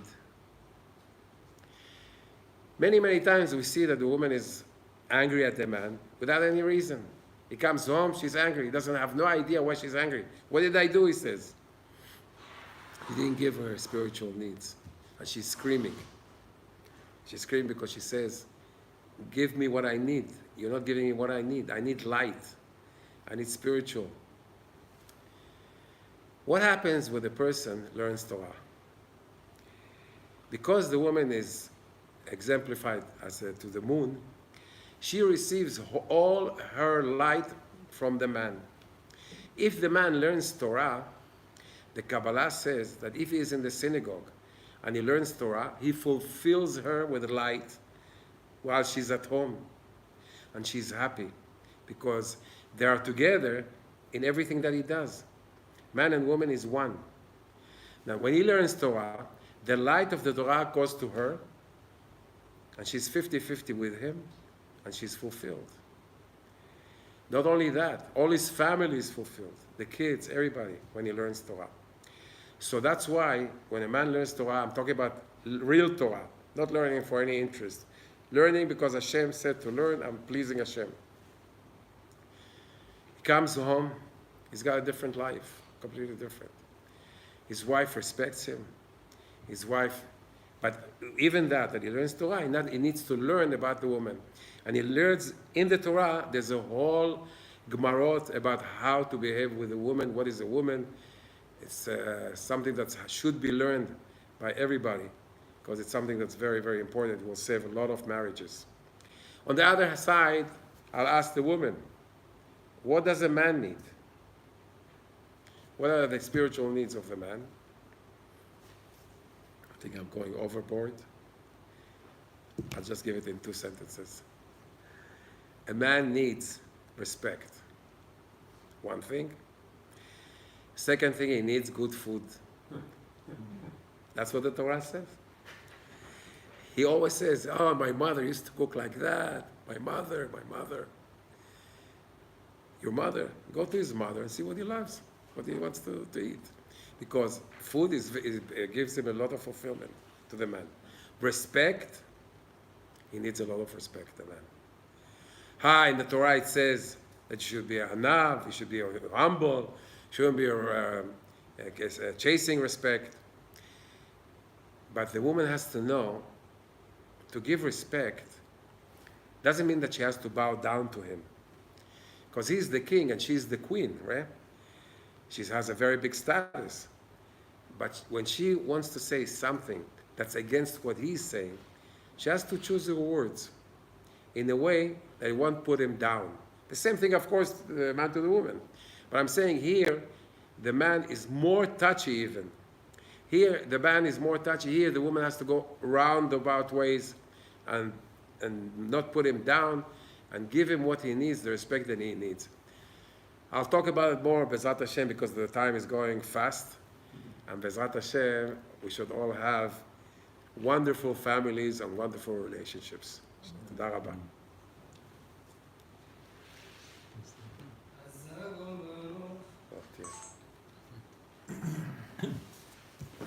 Okay. Thank you. Thank you. Thank you. What's the name of this one? Western culture, the same thing as that one. Number 2. אגב, אנשים מאוד נהנים מזה. כן, בעזרת השם. באמת, קיבלתי הרבה תגובות. Yeah, a lot of comments. כן, בעזרת השם. היית פה מכבוד לארון? איך? היית פה מכבוד לארון? ישבת פה ככה? כאן, כן. מה זאת אומרת? מכבוד לארון ישבת ככה? לא, because there was sun. אתה צודק אבל. לא, זה בסדר. כל בשביל התורה זה אפשר. טוב. Amen. You're hiding from the sun. That's right. We want the sun. He talked about the sun. We want the sun. Alrighty, folks. Hello, YouTube. Oh, there was one person that said hello. They went. So once I'm gonna get ready.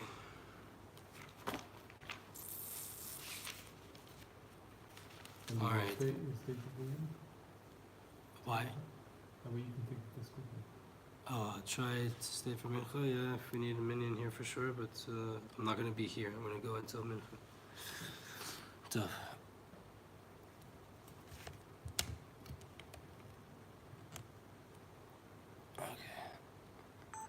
So, V'siyata Tishmai, we're here in the Alshech Academy on a beautiful Monday, and I know on the schedule is written that we're going to learn V'yam Darkecha, but in truth, we are going to learn Likutei Halachot. We're going to learn Likutei Halachot. Why are we going to learn Likutei Halachot? Because I didn't have V'yam Darkecha with me. Oh. And also, not only that, that if I was going to teach V'yam Darkecha, Baruch Hashem, we did it last year on the 3 weeks. There's 3 amazing classes there to learn, to prepare for the 3 weeks. So whoever's interested in that, go into the Eliyahu Pereira playlist on the Alshech Academy channel and scroll down and you'll see there, and we can send it out maybe in the group during this period, 3 classes on what is the Shekhinah, how to connect to the Shekhinah, and preparing towards Tisha B'Av. So I figured we'll learn Likutei Halachot, and one thing specifically we'll learn Likutei Halachot, which is the Halachot of the Beit Knesset, of the synagogue. One of the most important books that we have is Likutei Halachot. People don't know this. Rabbi Natan's goal was to take Shulchan Aruch and to take Likutei Moran, Rabbi Nachman's teachings, and to fuse them together, so that every halacha would be illuminated with the secrets behind it. Why Beit Knesset? Likutei Halachot is a huge series of books. Why am I choosing to focus on this? Because you'll see in the first lesson that our synagogues, our Beit Knesset, are our temples. As long as we don't have a temple, and even if we were to have a temple, we still need each of one of us that doesn't live in Jerusalem, we need a place to pray, and a place to connect to Hashem, and that is the synagogue. It's the Mikdash Me'at, as the rabbis call, as the Chazal calls it, the small Mikdash, the small sanctuary to serve Hashem there. So in this time where we're going into a period of mourning the destruction of our temple, was more fitting to find out a little bit more about the temple that we step into every single day, the Beit Knesset that we step into every day. So the halacha, it goes according to a teaching that was given in Likutei Moran, and we'll start with that. Likutei Moran 181, Kuf Pei Aleph. Rabbi Nachman says like this: כשמתקשרים בקשר איזה אנשים על איש אחד אפילו אם הוא אדם חשוב יותר מהם. When a bunch of people come together and conspire and they want to come against a person, even if he's a bigger person than them, al kol zeh yocholim la'apilo. Even if that person is greater by himself than the whole entire group, the group, if they come together to bring him down, they'll bring him down. כי נתקבצים חלקי הכבוד שיש לכל אחד מהם. When they come together as a group to oppose this other person, what's really happening?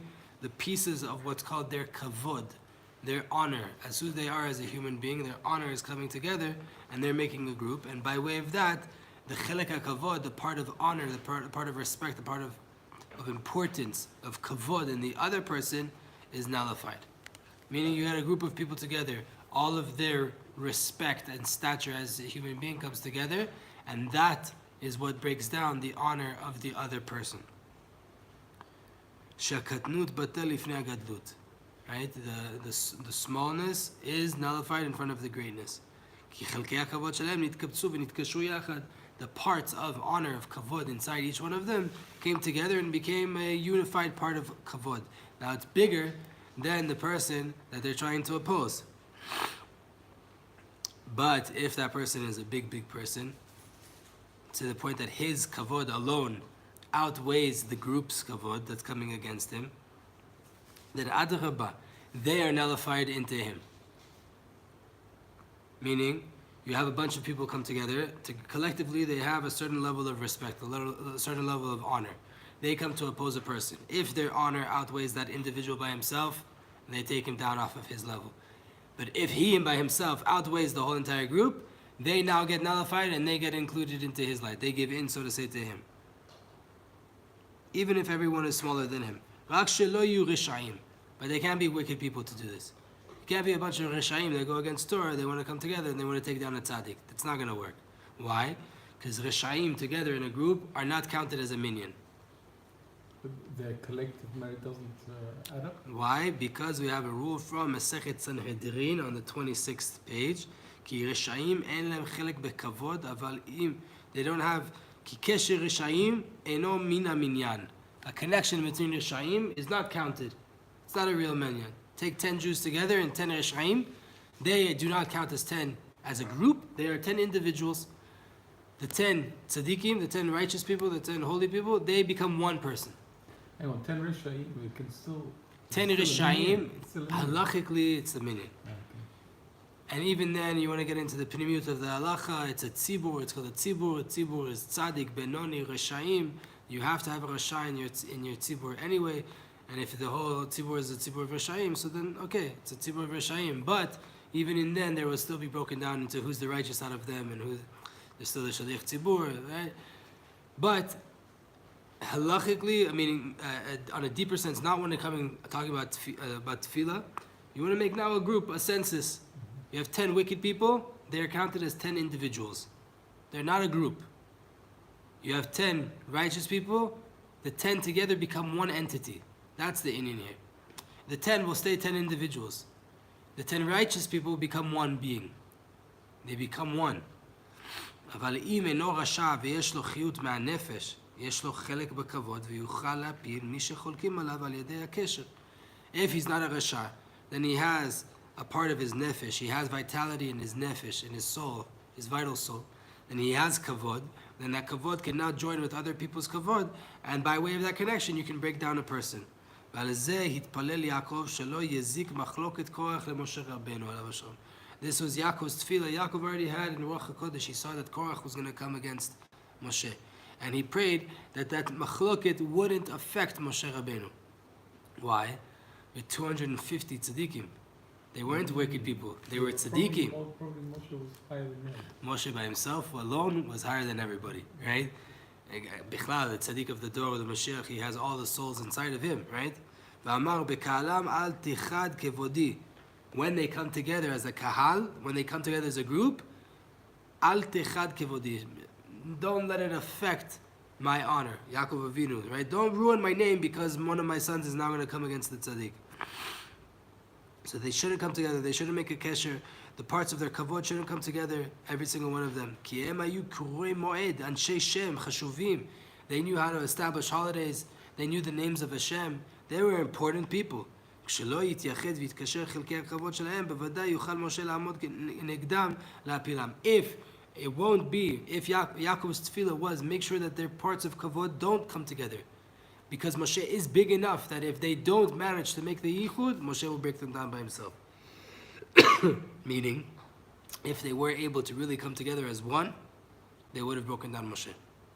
Because they were tzaddikim. Korach was the head of the Sanhedrin. We put all the blame on him. He was the head. He was the biggest out of all of them. So imagine what the rest were together. You know what I mean? It's 250 holy people. Why does it say kavodi? Why is Yaakov worried about his honor? Because Yaakov is this idea of kavod. Because Yaakov is this aspect of nefesh. Like it's written, Kol ha-nefesh ha-ba'a lebeit Yaakov. All the nefesh that is coming to the house of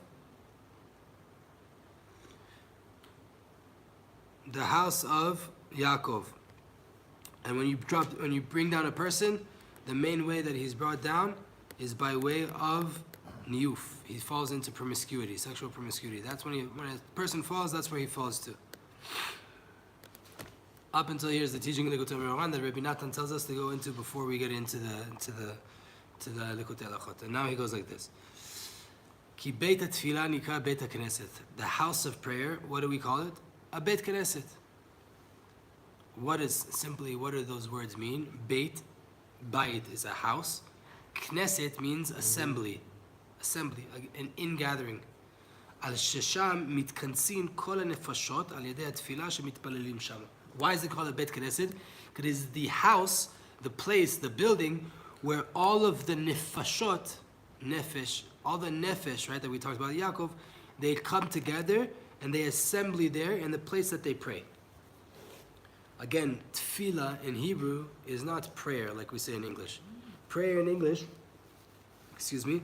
prayer in English means I need something, I ask you for it. I ask for it. Shalom Aleichem.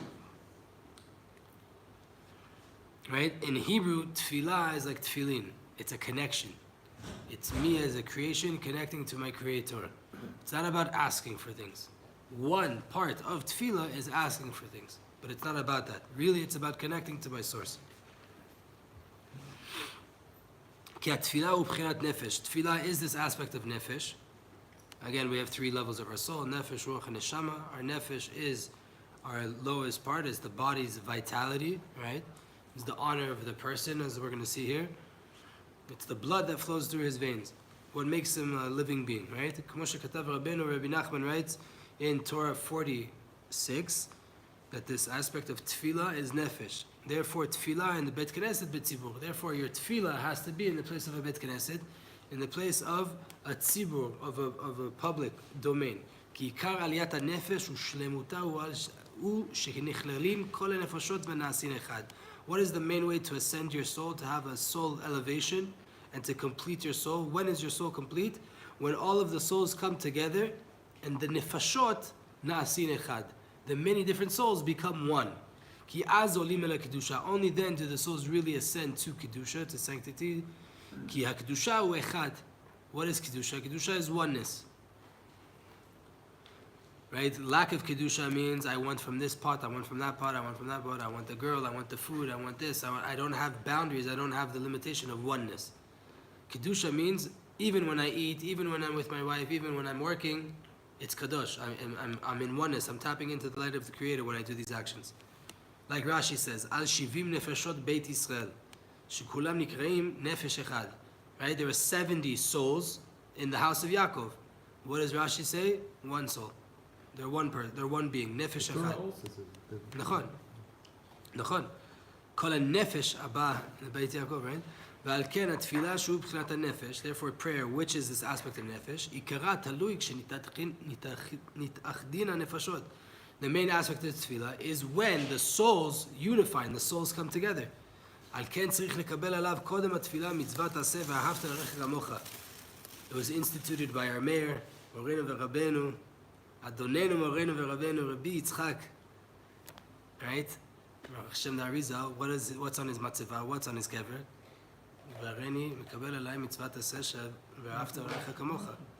And he instituted that we have to say this before we start shacharit.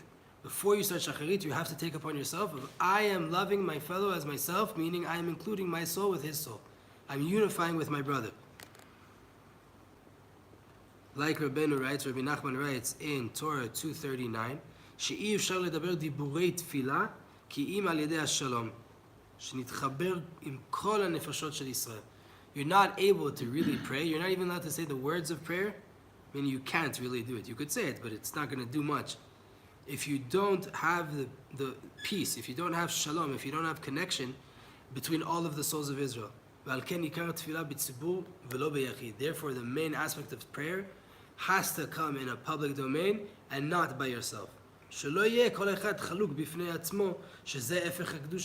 shouldn't be that everybody is separate and individual, because that's the complete opposite of kadosh, of kedusha, of sanctity.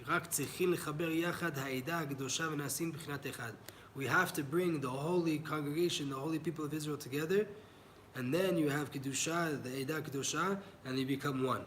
This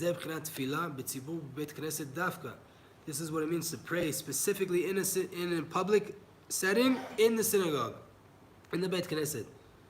Because Sham nitkatsin v'nitachdin hanefashot. That's the place where all of the souls assemble and get unified. V'zeh shlemut tefillah. And this is the whole package of what's called tefillah. And therefore, synagogues, Beit Knesset, are called in the name of Yaakov. K'mo shekatuv. And this is, we see here, this is Torah Lishma. Like the Satmar Rebbe say, when you see something connected to what's going on in life, it's Torah Lishma. So we have here, last week's parasha, Parashat Balak. Ma tovu alecha Yaakov. How great are your tents, Yaakov? Yaakov hu klaliut kol nefashot. Yaakov is this all-encompassing idea of all of the souls together, of Israel.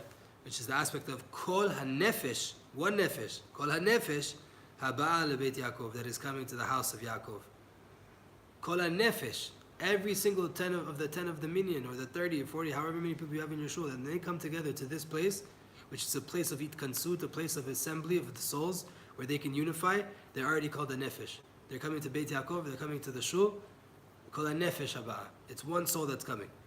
Like Rabbeinu writes there in this Torah that we started with, Kuf Pei Aleph, 181, that's the aspect of Yaakov, because all of the nefashot and ba'achdut, they're unified. Like Rashi says about the 70 nefesh, shivim nefesh, not shivim nefashot. But the aspect of Abraham and Yitzchak, that they had come out of them, Ishmael and Esav, which is the aspect of perud, of multiplicity, of separateness, they are called nefashot, in the plural. Like Rashi says there, Avraham karo har. Avraham calls it a mountain, the place of Har HaBayit, right? Yitzchak calls it a sadeh, a field. These are not places that are mukaf mechitzot. שאינו מקום שמוקף מחיצות, ואין שם כניסה והתוודות והתחברות יחד. It's an open place. A mountain's an open place. A field's an open place. It's not a place of gathering. There's no walls there. There's no limitation that allows you to unify. אבל יעקב ששם בחינת האחדות, but Yaakov, who has the aspect of oneness, of unity, therefore he's the one that called that same location the Bait. He called it the Bait. He called it a house, which is a house is a place of itvadut, of coming together, of itchabrut, of unification. שכל הנפשות מתכנסים ומתחברים למקום אחד. All the souls, they come and they gather and they unify themselves in one place. Not in a field that is many places, not in an open place. No, a place that has walls, that has a roof, that is limited. In that small, limited space, all the souls come as one. And this is the aspect of Beit Knesset. Shu b'chinat Beit Yaakov, b'chinat Beit Tfilah, the house of Yaakov, the house of Tfilah.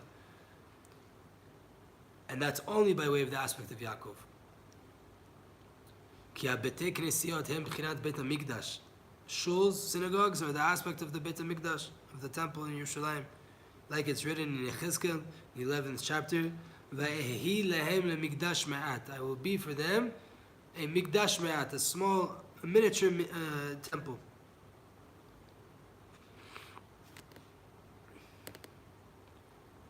Therefore, specifically, we have to pray inside a Beit Knesset, because that's the main completion of Tefillah, which is the aspect of a house.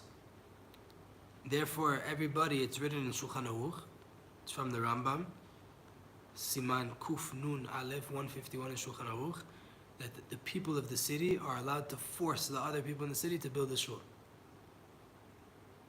Even if they're the minority of the city, they're allowed to force the majority to build a shul. Since it's the aspect of oneness, of unity, therefore everyone is able to force his friend. Like one person could command a certain body part of his to do something, right? Your brain tells your arm to move. So too here, if it's for the benefit, if it's for good, my hand doesn't know what my head knows I need. My hand doesn't have the same consciousness.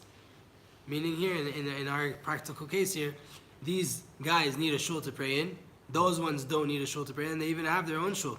But it's too far for those other ones. Halacha says they can force them to build them a shul. That shul is not accessible. It can force you to build another one that we have.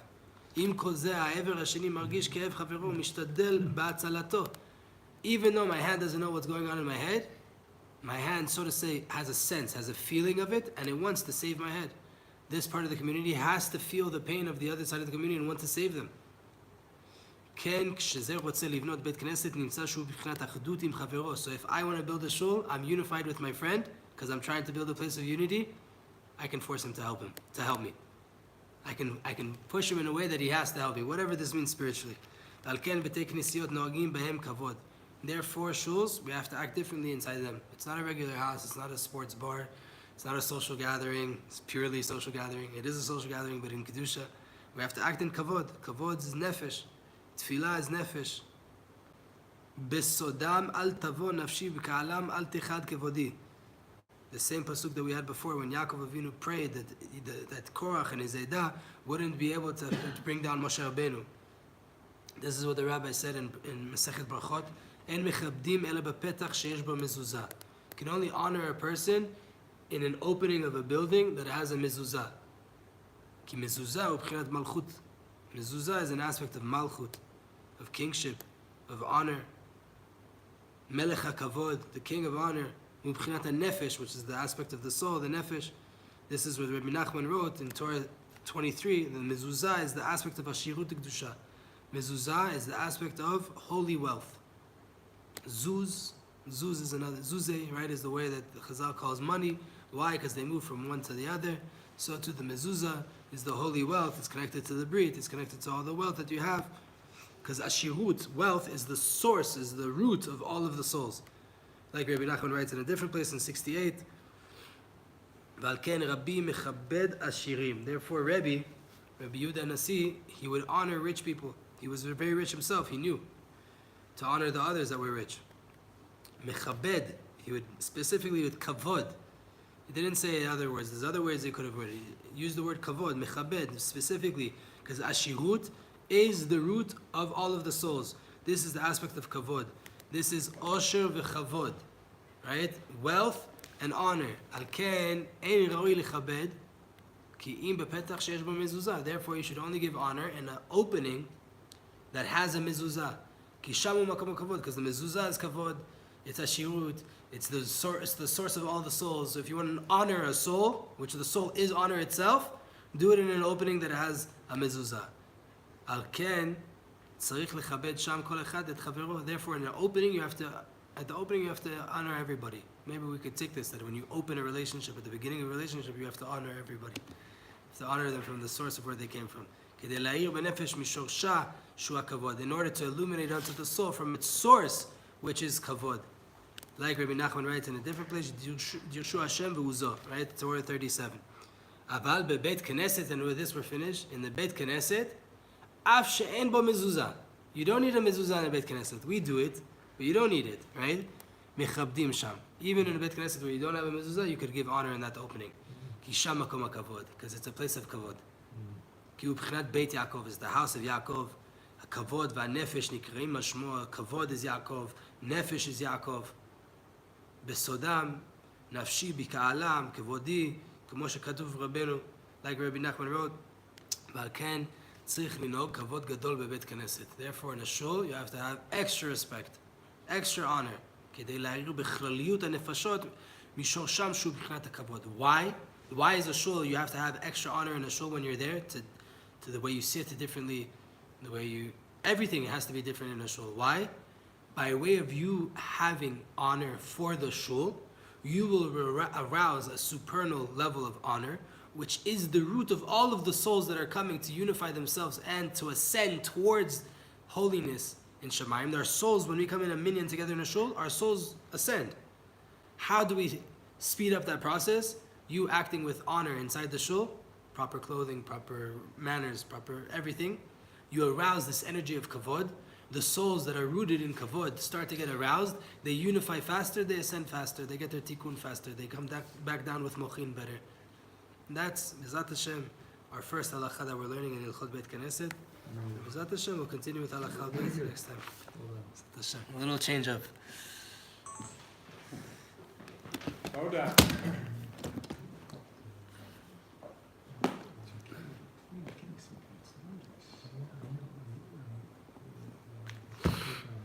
This is mine.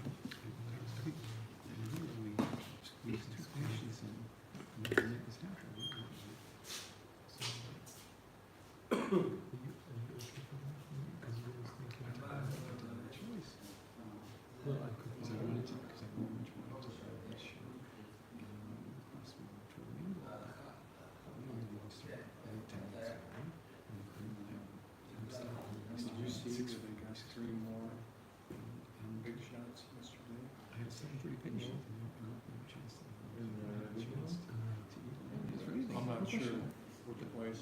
I know they got 3 more. And one guy very big that was focused on time. Rob is going to come here at 6:30.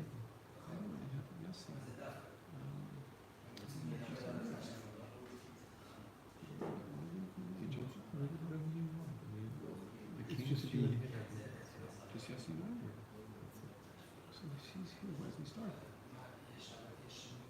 You'll see. We're running late, so I just wanted to...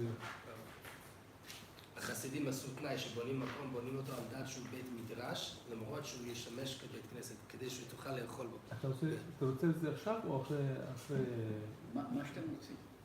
כי בתוכנית שמתי איתו לפני זה. I came early. You came early, that's right. But I guided So it. can we I put can in... go now. I can start. Dr. Frischman, מה שנוח, whatever's better for you. Because he's got a patient afterwards. No, you're So come. I also want to say you're on schedule. I came early. we're all on the same team.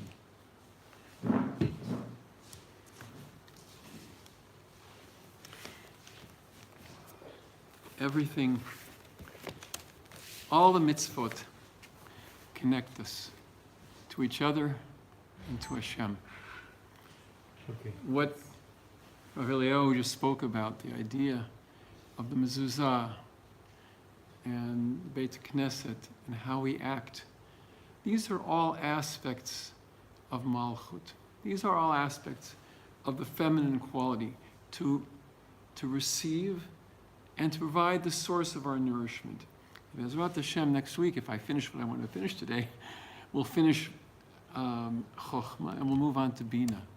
Bina is the aspect of Mami, of Tshuva, of nourishment. And the other half, other feminine aspect, and that's where our Osher V'Kavod comes from. And the other half is making ourselves vessels, making it so that we are able to be as one and receive from Hashem, like all the different organs of our body, we're all one. But we're still in Chochmah. So this is the third shir on Chochmah. Chochmah literally comes from the letters Koach Ma, the strength of the Infinite One, that we don't know what He is. And the whole essence of Chochmah has many different aspects to it we spoke about. First of all, we started by talking about how really Chochmah and Bina, Abba and Ima, are really the way every relationship should be. Trei re'en de lo mispar sheminei, two inseparable lovers or friends. The aspect of giving as an Abba would give, and the aspect of giving as an Ima would give, we're going to talk about Ima next week, Be'ez Hashem, they are two inseparable halves of the whole. So we've talked about what Abba is, what Chochmah is. We've talked about the idea of Abba and Chochmah being the right brain. What is the right brain? It's the creativity. It's thinking outside the box. It's taking the energy, the brilliance, the mochin. Mochin being our ability to see the larger picture and be creative, and applying it. Another aspect of it is that, as the Tomer Devorah told us, there are two panim to Chochmah. There is the part of Chochmah which is always looking up to Keter, to this nearly unfathomable stratosphere where the air is very, very thin, where there's very little light outside of the light of the Or Ein Sof. And so Chochmah is always looking up to Keter, always being mitboded as to what wisdom one can get from Hashem. And that's the Pan Ha'elyon. It's interesting. We talk about in modern Hebrew. I happened to see there was an article when I lived in Los Angeles. There was a Jewish newspaper, and they talked about grammar in there. And in there, they talked about the fact that the word panim is a singular. There's no singular of it. Well, comes along the Tomer Devorah and says, no. There is a pan elyon and there's a pan tachton. There is an upper face where one is receiving and receiving and receiving this light, this wisdom. But there's another side which makes it incomplete without it. And that's the pan tachton. That's the quality of giving and giving and giving, much more so than Keter would give, because Keter, very much like a grandfather, is always supervising, always wants to give, always is looking out. But Chochmah is constantly aware of all the syrup below it, always giving and protecting. And again, being able to supervise just like an Abba is always able to supervise. But what was the condition? And this is where we left off last time.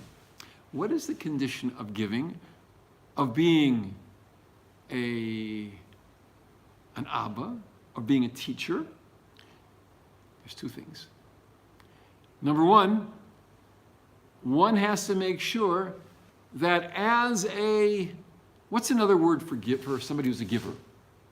When somebody is trying to influence someone else, they're trying to teach them a way, whether it's their student, whether it's their child, whether it's someone, if they're in politics, they want to have people to run after them.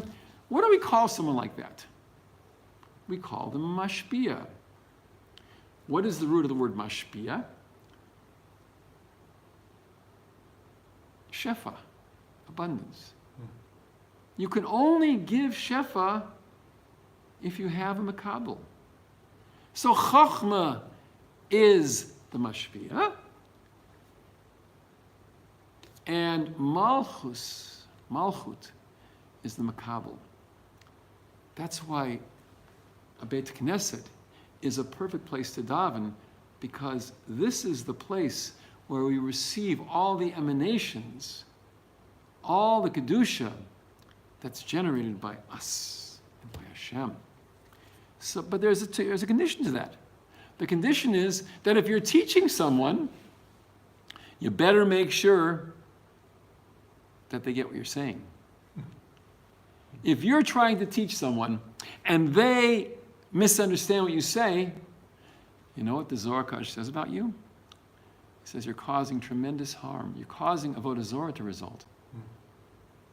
Because a distortion can kill and can and can cause the most serious damage of all. So we have to make sure that you, as a mashpia who are filling up the vessel, make sure that you get all of what you're trying to pour inside. And that's where we left off. So now we're going to finish off the third aspect of Chochmah, and that is that Chochmah is the quality to give life, both Hashem giving life and we having the potential to give life. Let's see what he says inside.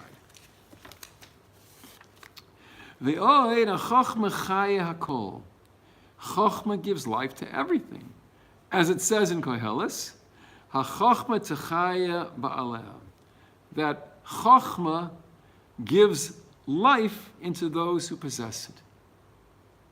So, from this, we see in many Sfarim, specifically in Likutei Moharan brings this down, but in many Sfarim it brings down that if somebody thinks that they are talented, that they are rich, that they are well endowed, that they are successful, that they don't need anybody else, Rabbi Nachman compares them, for example, to a very fine electric tool that doesn't have a cord.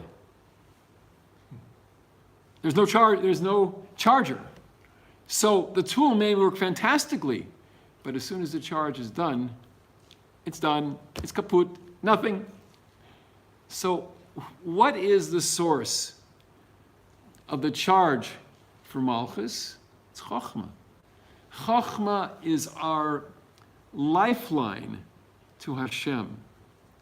Kach yemod chayim lekol ha'olam v'gorem lehem chay olam hazeh v'chay olam haba. So too, one should instruct the entire world in the ways of life, causing them to attain life in this world and the world to come. Umamtzi lehem chayim, and therefore providing them with true life. V'zeh kol. And this is the rule. This is what the general principle. This is what he's trying to say. Yenovea chayim lekol. The essence of chayim, of chochmah, is to be a constant source of life to everything and everyone. And not only that, ha-chochmah av lechol nimtzois. Chochmah, as we said earlier today, the whole essence of chochmah is to be Abba. Chochmah is called Abba, and Bina is called what? Ima. That's right. Kedichsiv, ma rabu ma'asecha Hashem kulam b'chochmah asisa. How great are your works, Hashem? You've made them all with chochmah. Heina chayim iskaimim misham.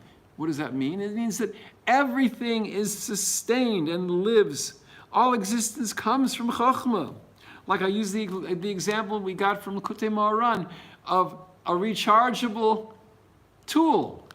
If you don't plug it into the source, it's going to die.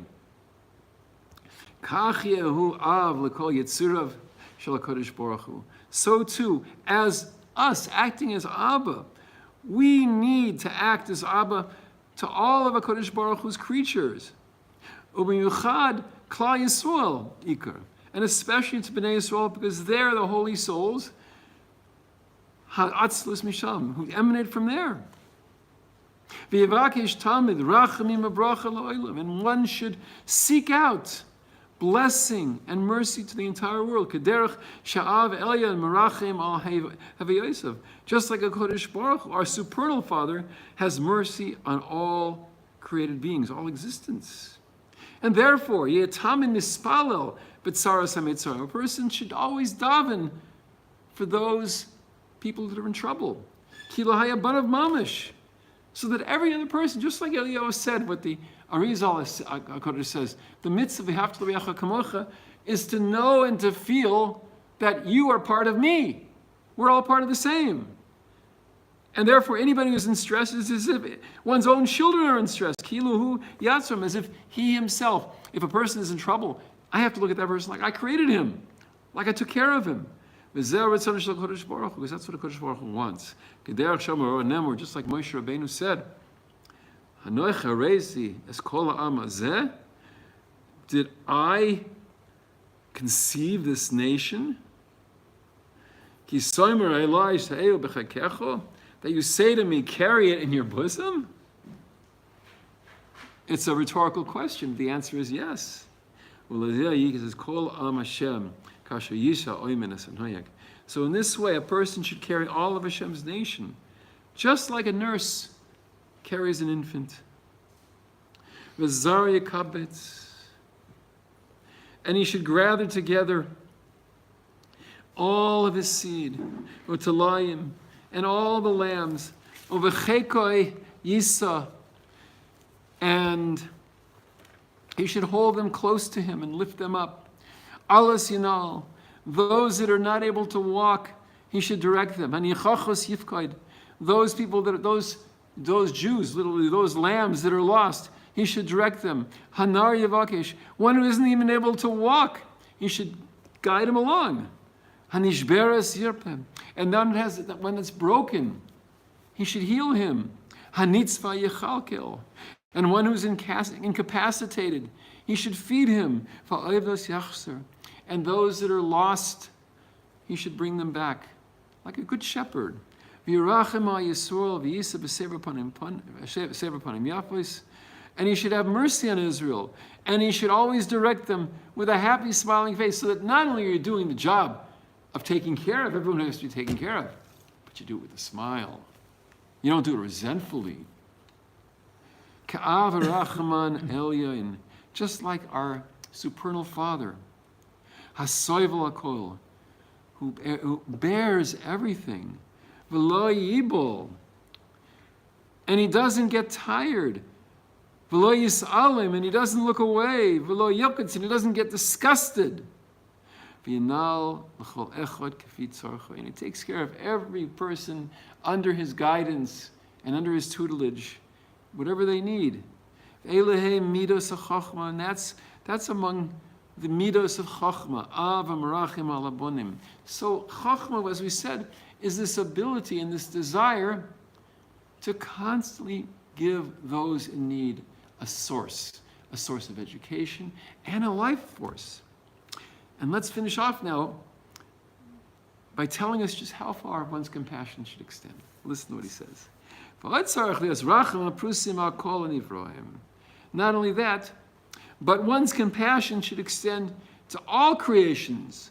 And he should neither despise nor destroy them. Because the supernal chachma spreads out over all creations. Not just human beings, but even inanimate objects, plants, animals, and human beings who speak. Therefore, we are warned not to act disgracefully towards food, not to have food fights. It's disgraceful.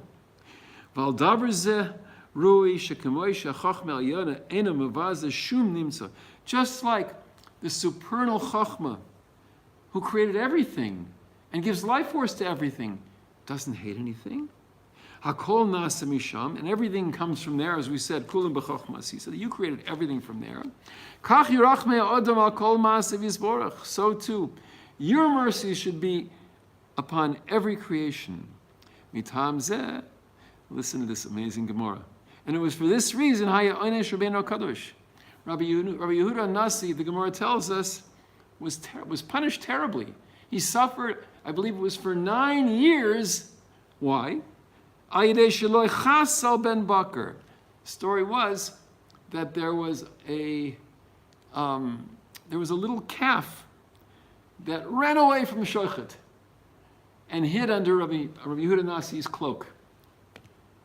And instead of protecting it, Rabbi Yehuda Nasi said, according to Din, go. That was the whole reason you were created, to be slaughtered and to give food to the Jews. He was right, but because of what he said, Bo'lo Yisurin, he suffered terrible, terrible pain. Shehei mitzaradin, that pain comes because of judgment. When one is not kind, one brings upon themselves dinim. That when one is merciful, it serves as a magain, it serves up as a shield against judgments.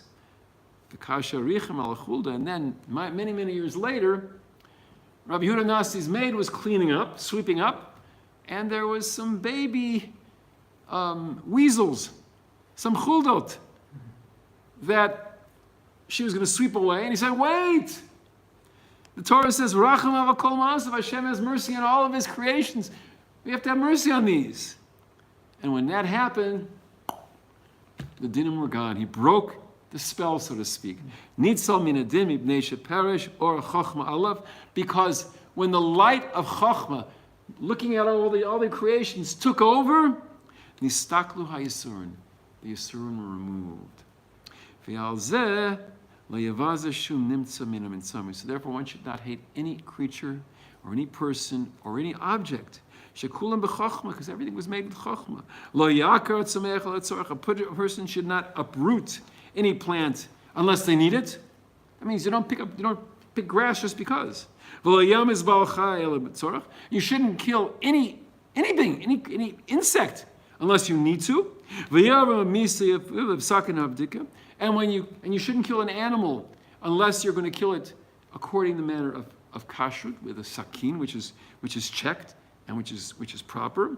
L'rachem al kol ma'ad efshar, in order to give mercy as much as you're capable of. V'zeh klal. And to conclude, Says the Tomer Tavora, this is the general rule. Hachemel akol mitzayim shelo lechablam, having pity on all beings not to hurt them, tali b'chochma, is contingent upon chochma. Zulasi la loisa mimala mala, except when elevating them to a higher level. Meitzomeach l'chai, whether you're elevating something from plant to living being, to an animal, umechai l'medaber, or from an animal to a human being, she'az muter la'akor atzomech, that if you're doing that, you're allowed to uproot a plant, ula'mis achai, and you're allowed to kill an animal, u'lechoyev al menas l'zakais, and to cause damage in order to bring merit. May we always merit to give and to be able to supervise over all that need us. Ah.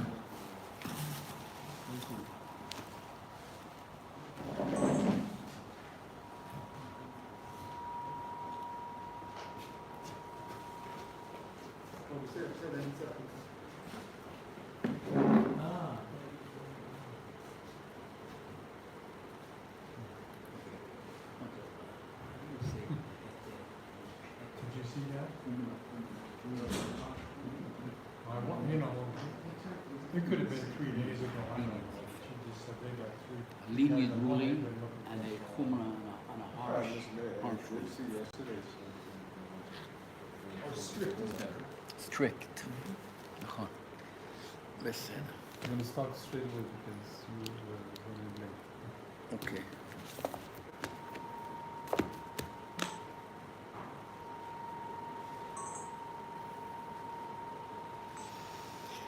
Okay, shalom. I always like to start something from the parasha. Maybe something from the parasha of before this past Shabbat and the coming Pinchas. Something short, personal. My grandfather is from Tzfat, and his name is Aharon. And his father's name is Elazar. And Elazar's father's name, my great-grand, is Pinchas. But we're not Kohanim. Something went wrong. Okay, we have Pinchas ben Elazar ben Aharon HaKohen. I don't know why, but my grandfather, Aharon, I think he's named after Aharon Karlin. They were Karlin Hasidim. But I don't know, Pinchas Elazar. So every time this year I think about that.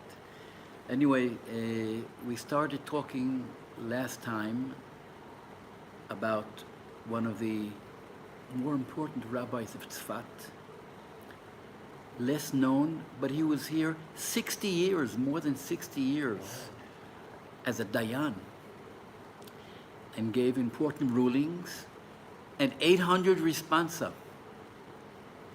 Okay, shutim. And his name was Rabbi Moshe Mitarani. He lived here at the same time as Rabbi Yosef Karo, but Maran Rabbi Yosef Karo was here only 40 years. He came when he was 47, and he lived until 1575, till he was 87. But the Mabit, Rabbi Moshe Mitarani, who was born probably 1500 in Saloniki, he came to Tzfat already in 1518 when he was 18 years old. And then already he was becoming an important rabbi, and he studied in the yeshiva of Rabbi Yaakov Berav in the 1520s, and got smicha from Rabbi Yaakov Berav.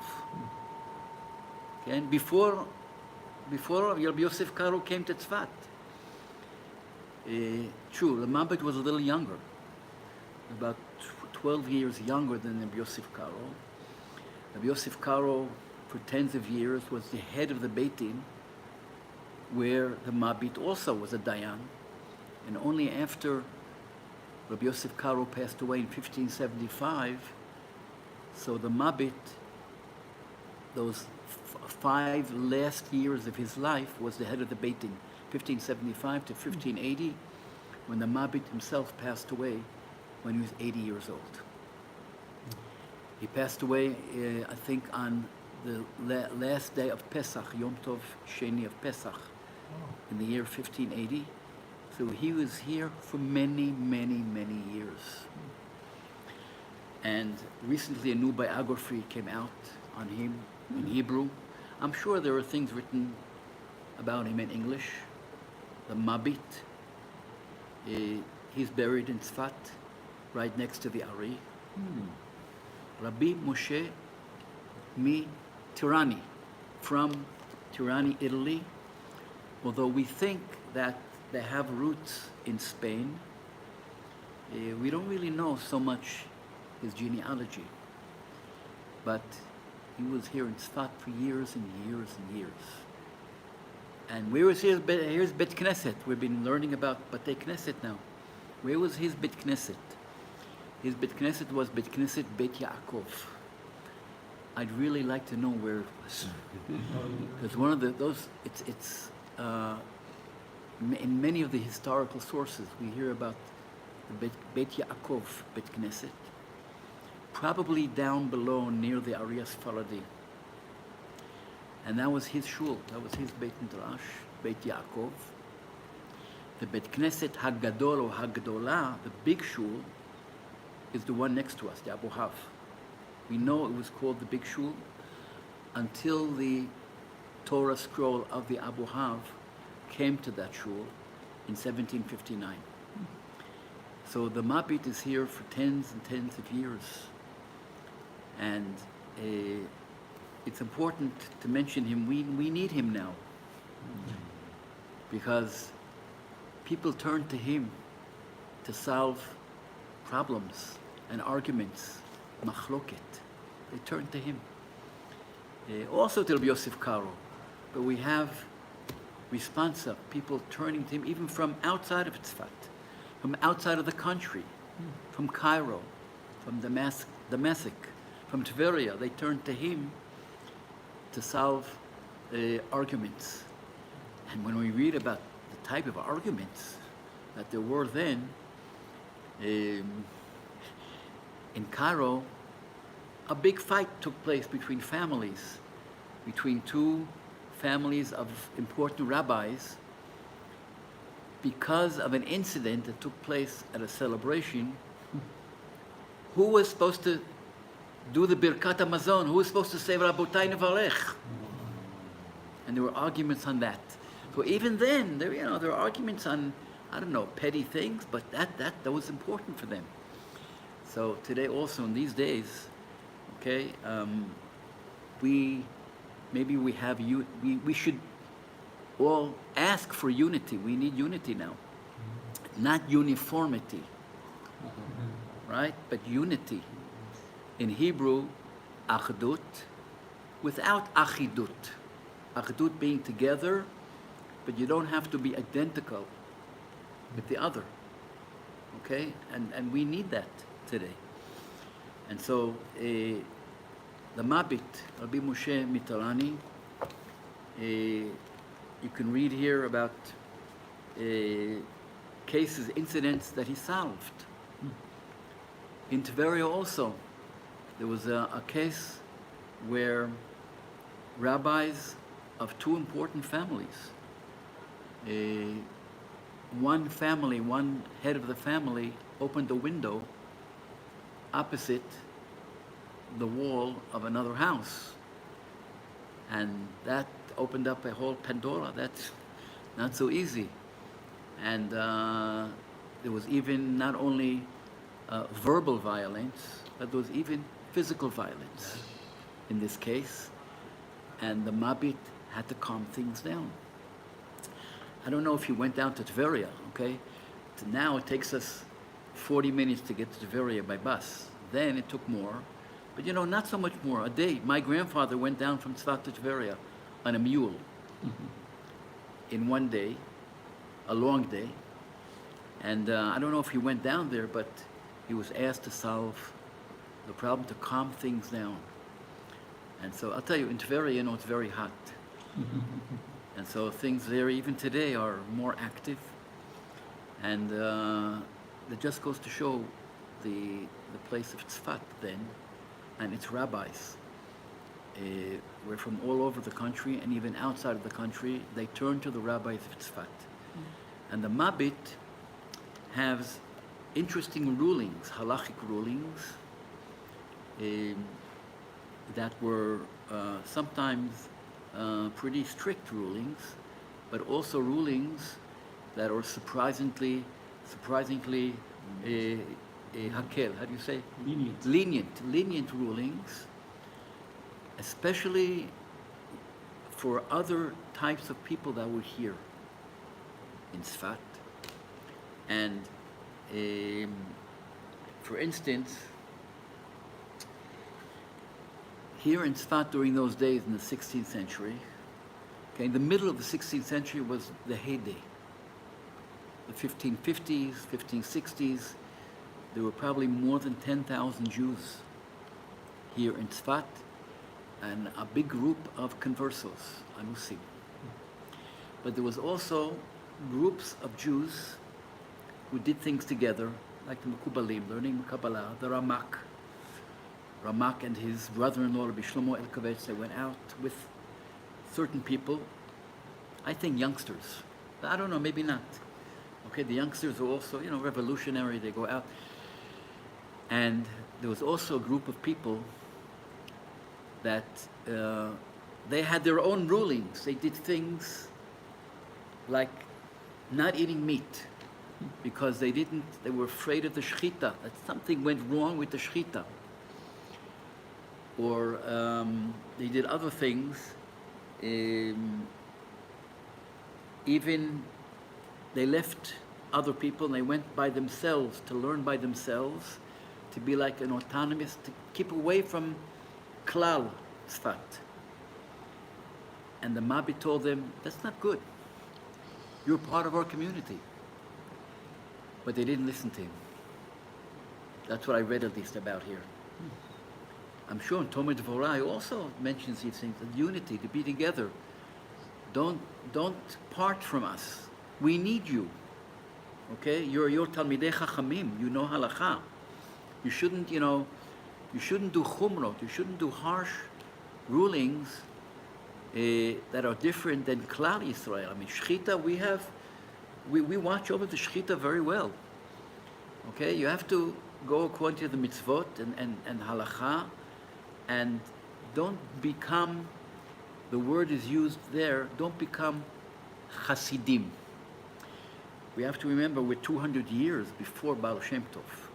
Okay, before the Hassidut. So the word Hassidut then means being more, lifnim mishulat adin, being more intense in the mitzvot.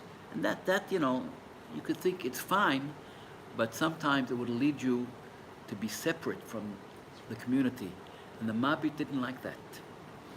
But I read here that in the biography that they didn't listen to him because he wasn't considered to them a great makubal. He wasn't one of the great makubalim. And so they continued their thing, but I guess they didn't bother the other people, but they were on the side. And yet he's buried next to the Arizal. That's right. Nachon.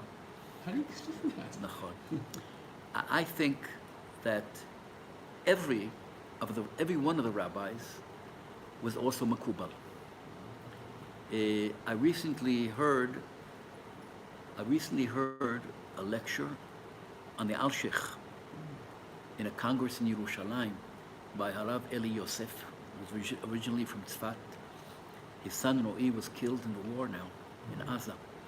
He gave a lecture on a part of the Alshech, on the Alshech's view on Avera Lishma.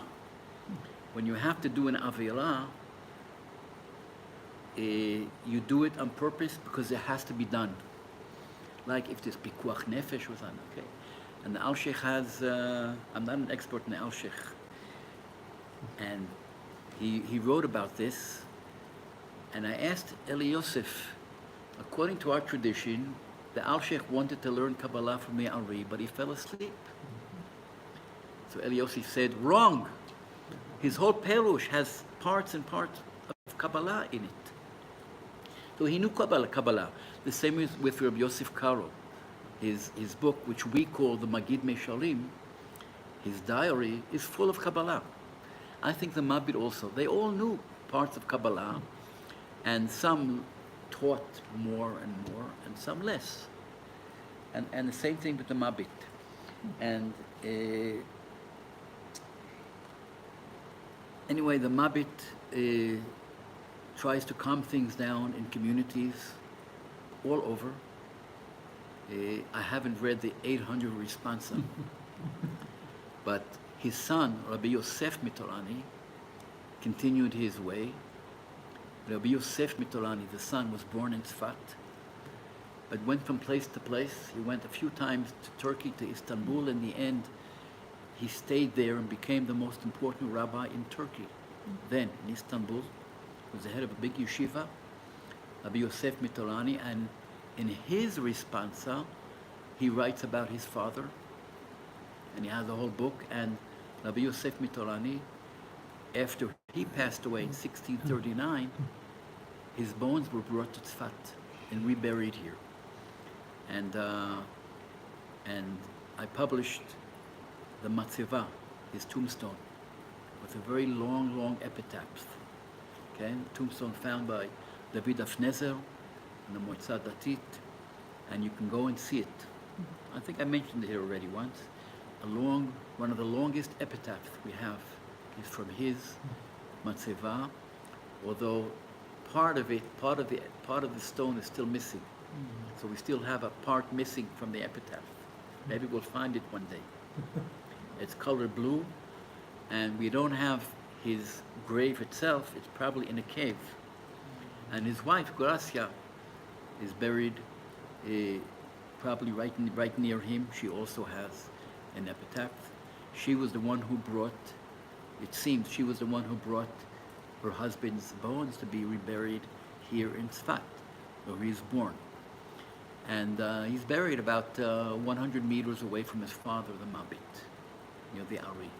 Rabbi Yosef Mitolani is underneath Maran, Rabbi Yosef Karo, and not by his father. I guess there wasn't room. Everybody wanted to be buried next to the Ari. Actually, even my family, okay, my great uncle and the Heller family from my grandmother's side, they're all buried near the Ari, but not right next to him, but underneath him, on the path along. We have their Ashkenazim and Sfaradim together.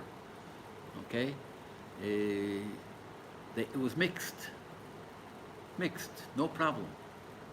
Okay, and I want to remind you, I've already mentioned it, during the 16th century, there also wasn't a problem for marriage between the different sects.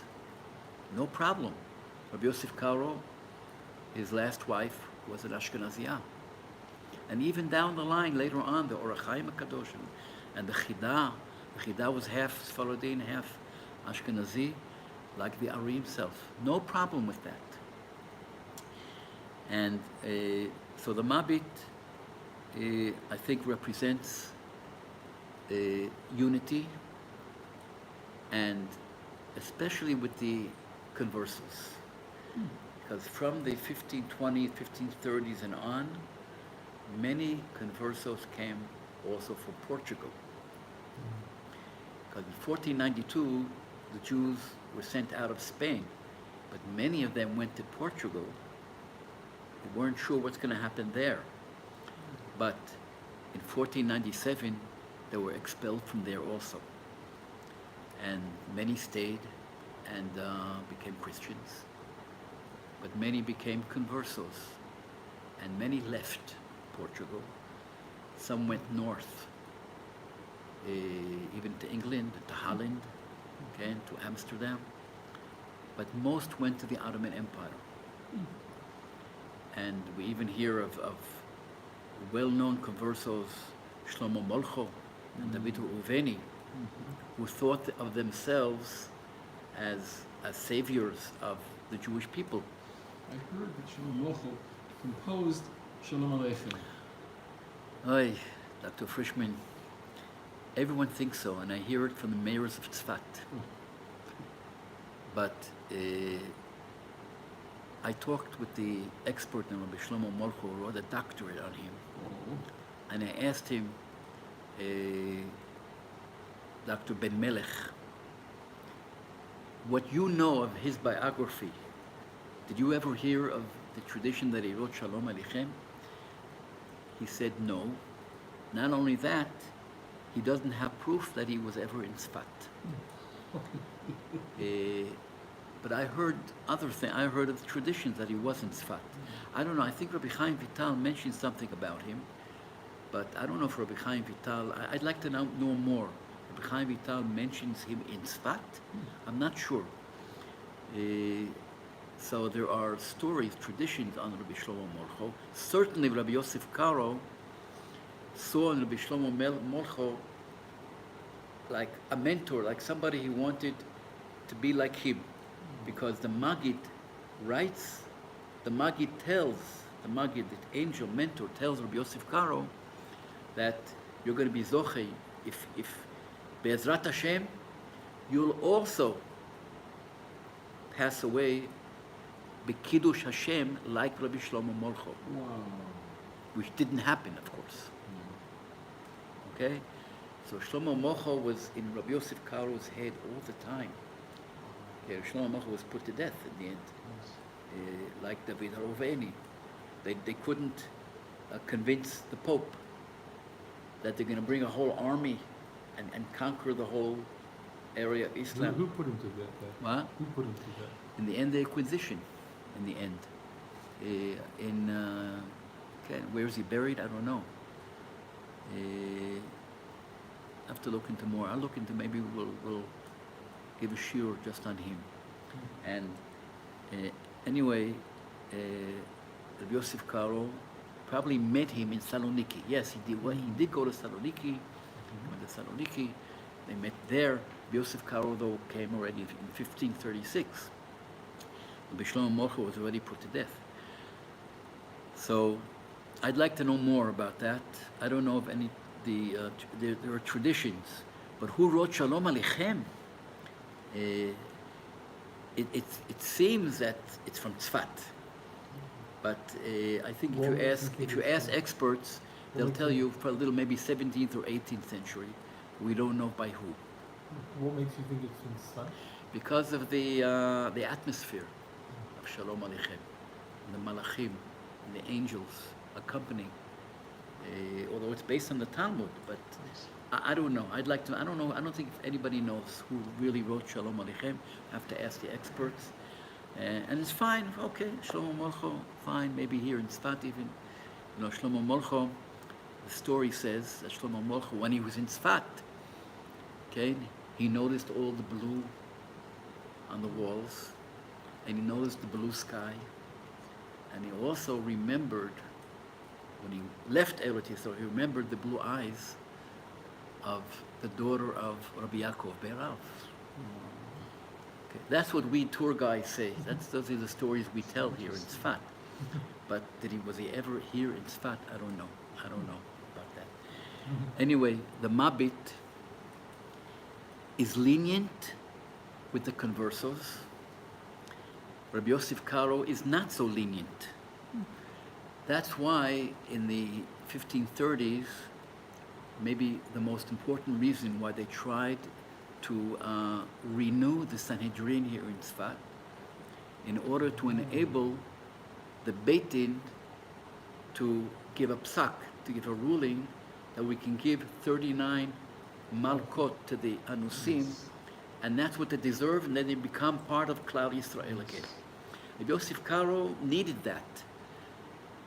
But the Mabit said, even without that, we can let them come up and get an aliyah to the Torah. We can let them become a witness in the Beit Din. And maybe most of all, if there are two witnesses that a converso is from a Kohen family, we'll let him go up to the Duchan. Okay, now these are lenient rulings, because there was a big argument, you know, what these conversos, they come, they know nothing of Judaism. Who knows what happened, what they did for tens of years. but the Mabit was thinking of unity. Rabbi Yosef Karo was less lenient. I don't know more on that, about that. Do you know if the Mabit was, when he became the Abezdin, after, 1575. yes, did he uproot, what's the word, uproot or undo any of the Piskei Halacha that Rabbi? I don't know. You have to ask the experts. You have to ask the rabbis. Maybe ask Rav Hanania. Maybe ask. They know. I don't know. I'd like to know myself. There are conferences on this. There can, and there's still a lot of work to be done. This new book is only on the Mabit himself.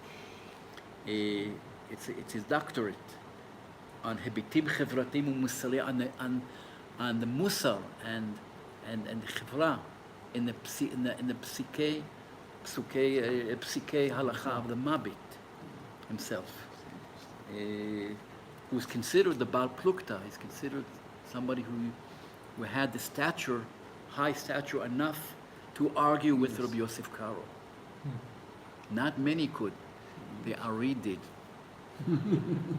The young Ari came and he also argued with Rabbi Yosef Karo on Lag BaOmer, Yes. on the celebrations of Lag BaOmer. Okay? But other one, not many dared to argue with him. By the way, there were also other rabbis that we don't know so much. They passed away like early, but there was Harav Avraham Shalom, Rabbi Israel de Kuriel. These were rabbis who also got smicha from Rabbi Yaakov Be'erav in the 1520s, but they didn't live long. The Mabit lived until 80, and Yosef Karo lived until 87. The Ari only 39. The Alshech Baruch Hashem also in his 70s. I think he reached in his 70s. We don't know exactly how many. We don't know when he was born exactly. The Alshech, but he also lived Baruch Hashem.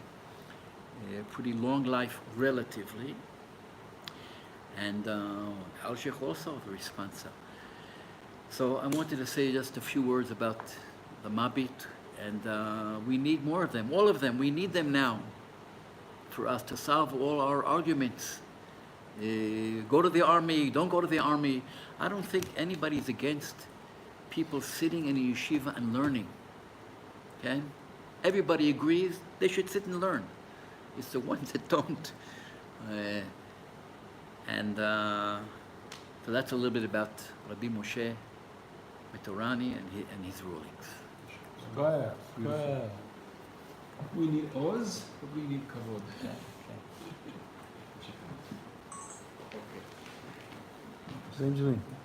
Pleasure. Let me just show you how to put everything away. So, I didn't say. I forgot to show the look. I guided a tour now, yeah. and I showed they published recently Aaron Botzel's point from 1589 Oh wow. When that he found in his you house. close this, Near his house. press that, 1589. and then